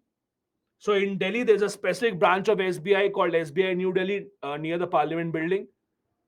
Only in that branch you have to open up account compulsorily, and that money can only go to that account so that the government can keep an eye. It's easy for the government to regulate. In no other bank account can you have this money coming in. Also, very important point here about administrative expenses. Let me give an example to you. Let's imagine that you have an NGO and you say that I teach poor children. Okay, I teach poor children free of cost. So let's say you get funds from America, some rich person gave you 100 crore rupees funds. Now what do? You say, oh, the funds have come, finally, let me first buy an office because I don't like working from a small office. So the first thing you do, you buy an office, 10 crore rupees, because I can't buy a small office. It's also about the image, right? Then when I go to teach, I can't go Uber and Ola every day. So let me buy a luxury car. Let's say 3 crores only, not a problem. Then I thought, let me first go on a holiday. Let me first go to Iceland I and other countries to learn how they teach so that I can teach better, right? First, I have to learn to teach and then I will teach. So I will go a world tour. So I'll go on a world tour because, see, I can't compromise with education, right? I have to learn and then teach. So I spend, let's say, 20 crores on that, so on and so forth. All these are administrative expenses of NGO.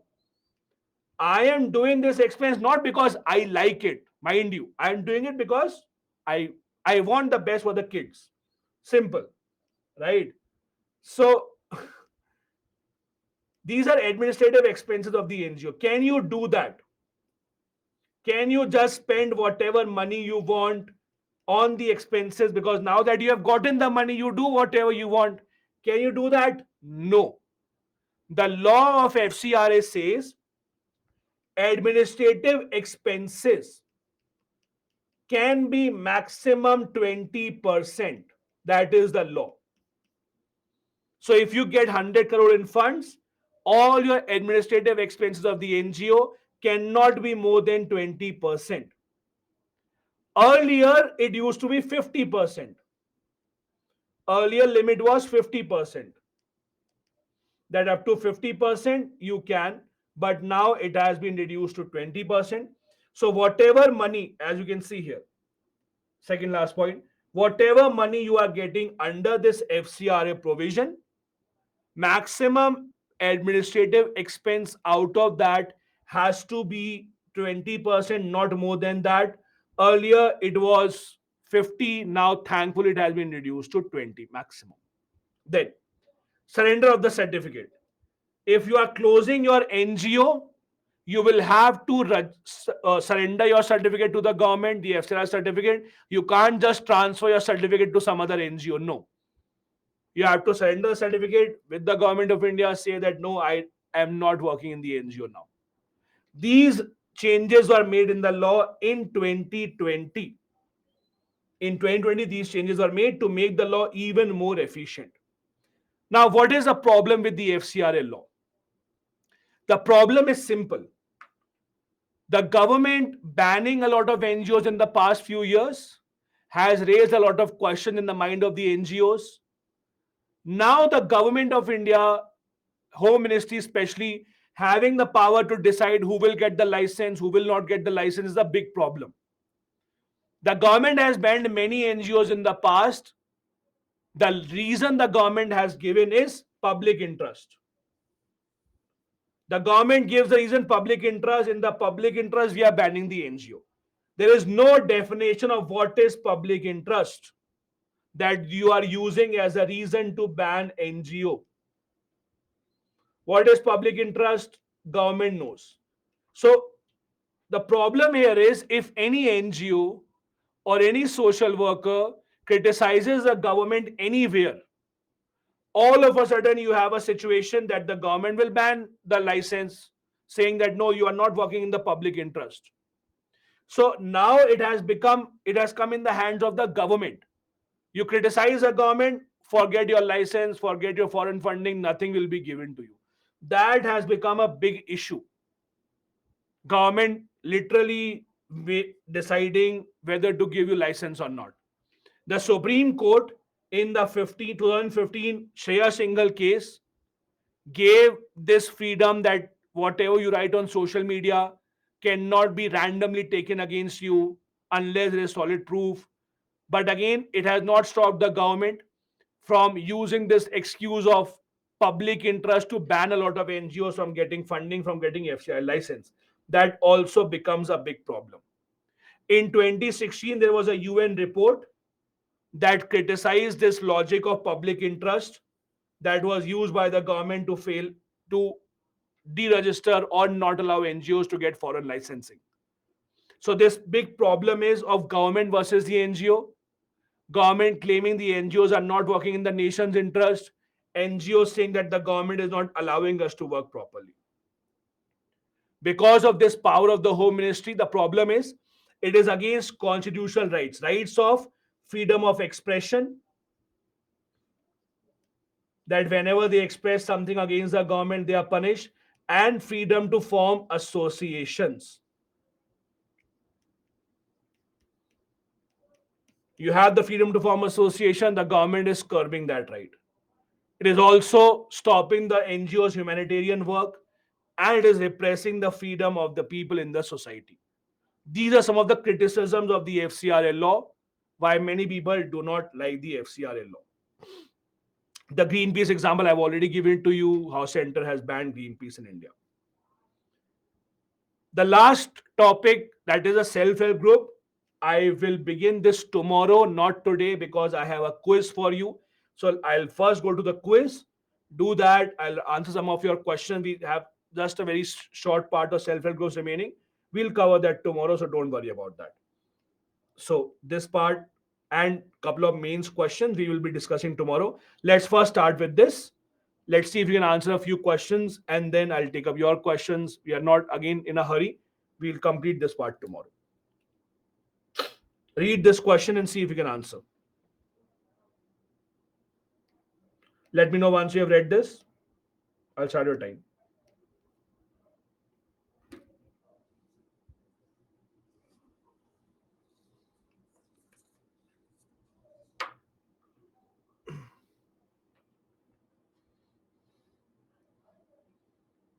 Let me know once you have read this.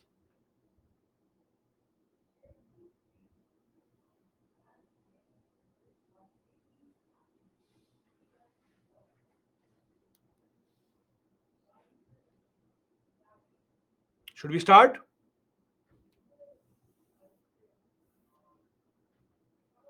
Okay, your time starts now. This was a question asked in 2011.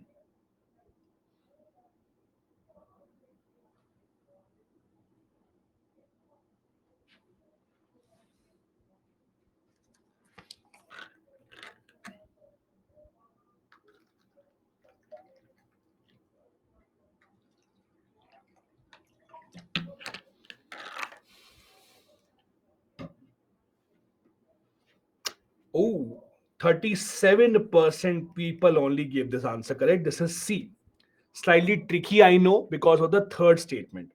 I'm sure 1 and 2 everyone knew. Third is slightly tricky, so let me explain. First, everyone knows we discussed if you're a minority community, you get this right. Second, wrong. You don't get any representation in Lok Sabha because of minority status. That is not true. In Lok Sabha, the only reservation that we have is SC and ST now. Look at the third statement. What exactly is Prime Minister's 15-point program? So basically, in 2005, the government of India launched something called Prime Minister's 15-point program for religious minorities. That is the complete name. It's a 15-point program for religious minority. So it has some government objectives that we want to increase the literacy rate amongst this much. We want to build more skills. We want to do this and that. There are 15 pointers which has a lot of government targets, especially for religious minorities. This program continues even today. Even the present government has this 15-point program for the name of the prime minister. The content of the program keeps on changing, but it is a program. Now, the reason why it was asked in 2011 was it was in the news then. So you don't have to go into detail of this, just know 15-point program is related to religious minorities. That will be good enough. It's a previous year question in 2011. The answer here is C. Let's move ahead then. Question number 2. Slightly tricky. Let's see if you can remember.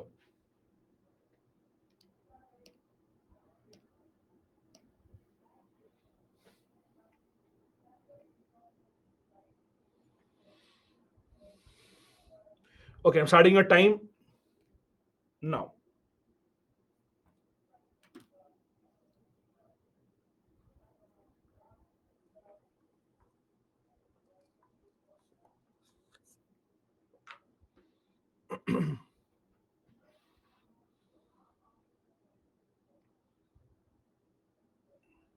10 more seconds to go.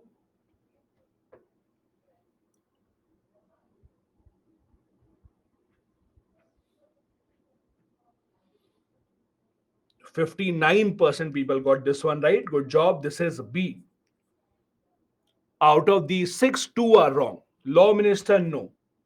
Home minister is a member, not the law minister. Then the last one is wrong. Deputy chairperson of Rajya Sabha, not the Lok Sabha. Deputy chairperson of Rajya Sabha. Remember, all the other four are correct. Prime Minister, Lok Sabha Speaker, leader of the opposition of the two houses, but the two are different. Deputy chairperson of Rajya Sabha and the Home Minister. So the answer here B. Next, read this carefully.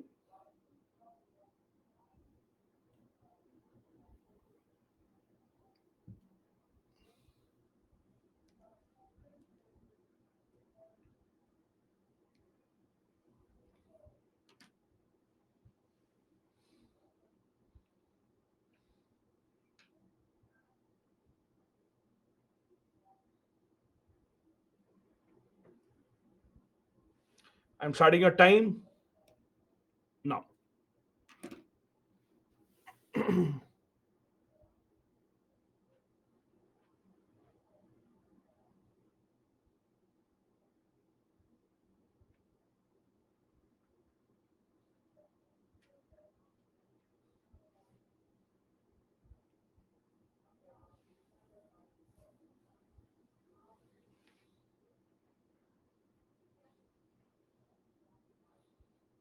And your time is up. 62% people got this right. This is B. Two statements. First is wrong, as many of you have said in the chat. This is up to 25,000, not 20,000. The other two are correct. Second and third are correct. The first one is wrong because it is 25,000. I do have one more question for you, but that is based on self-help group, which we have not read so far. So I will take that question tomorrow. In the PPT, there is one more question, but that is about the self-help group. So we are not doing that today. We'll do that tomorrow. Okay. Once we do that, once we have the self-help group part, then we'll do it. I'll show the leaderboard and I'll take some of your questions after that. This is a leaderboard right in front of you. A lot of you answered all the three questions correctly, and the names are right here in front of you. So good job, guys, those who answered all the three correctly. The remaining part about the self-help group, a couple of mains questions we'll be discussing tomorrow. In the remaining few minutes, I'll take up some of your questions. Whatever you have, you can ask those. Ayushi has a question. Does the NGO become eligible to take donation multiple times within these 5 years? Also, does the NGO require a license every time they switch the foreign agencies, or does the 5 year period cover everything? So, Ayushi, the license that you get is not for an agency. Like you get a driving license, you have a license, you drive whenever you want, wherever you want. You get a FCRA license, means now you're allowed to take funds from outside India for 5 years from anywhere. As simple as that. So don't overcomplicate in your mind. It's not relating to which agency will be given the license. You NGO get a license, and then you can take funds from outside India for 5 year period. That is how it works. Vivek is saying how formation of associations covered by the government. So Vivek, government is banning many NGOs, saying that they are working against public interest. That is the connection here. That the government is banning many NGOs, saying that it is against public interest. So that's considered as a violation of your right to form associations. So NGO is an association, right? Prithviraj is saying, what about merging the NGO with another NGO? Then will also be given certificate of the government. Prithviraj, merging of NGOs doesn't happen. It is not a political party. It's not a government. So merging of NGOs doesn't happen.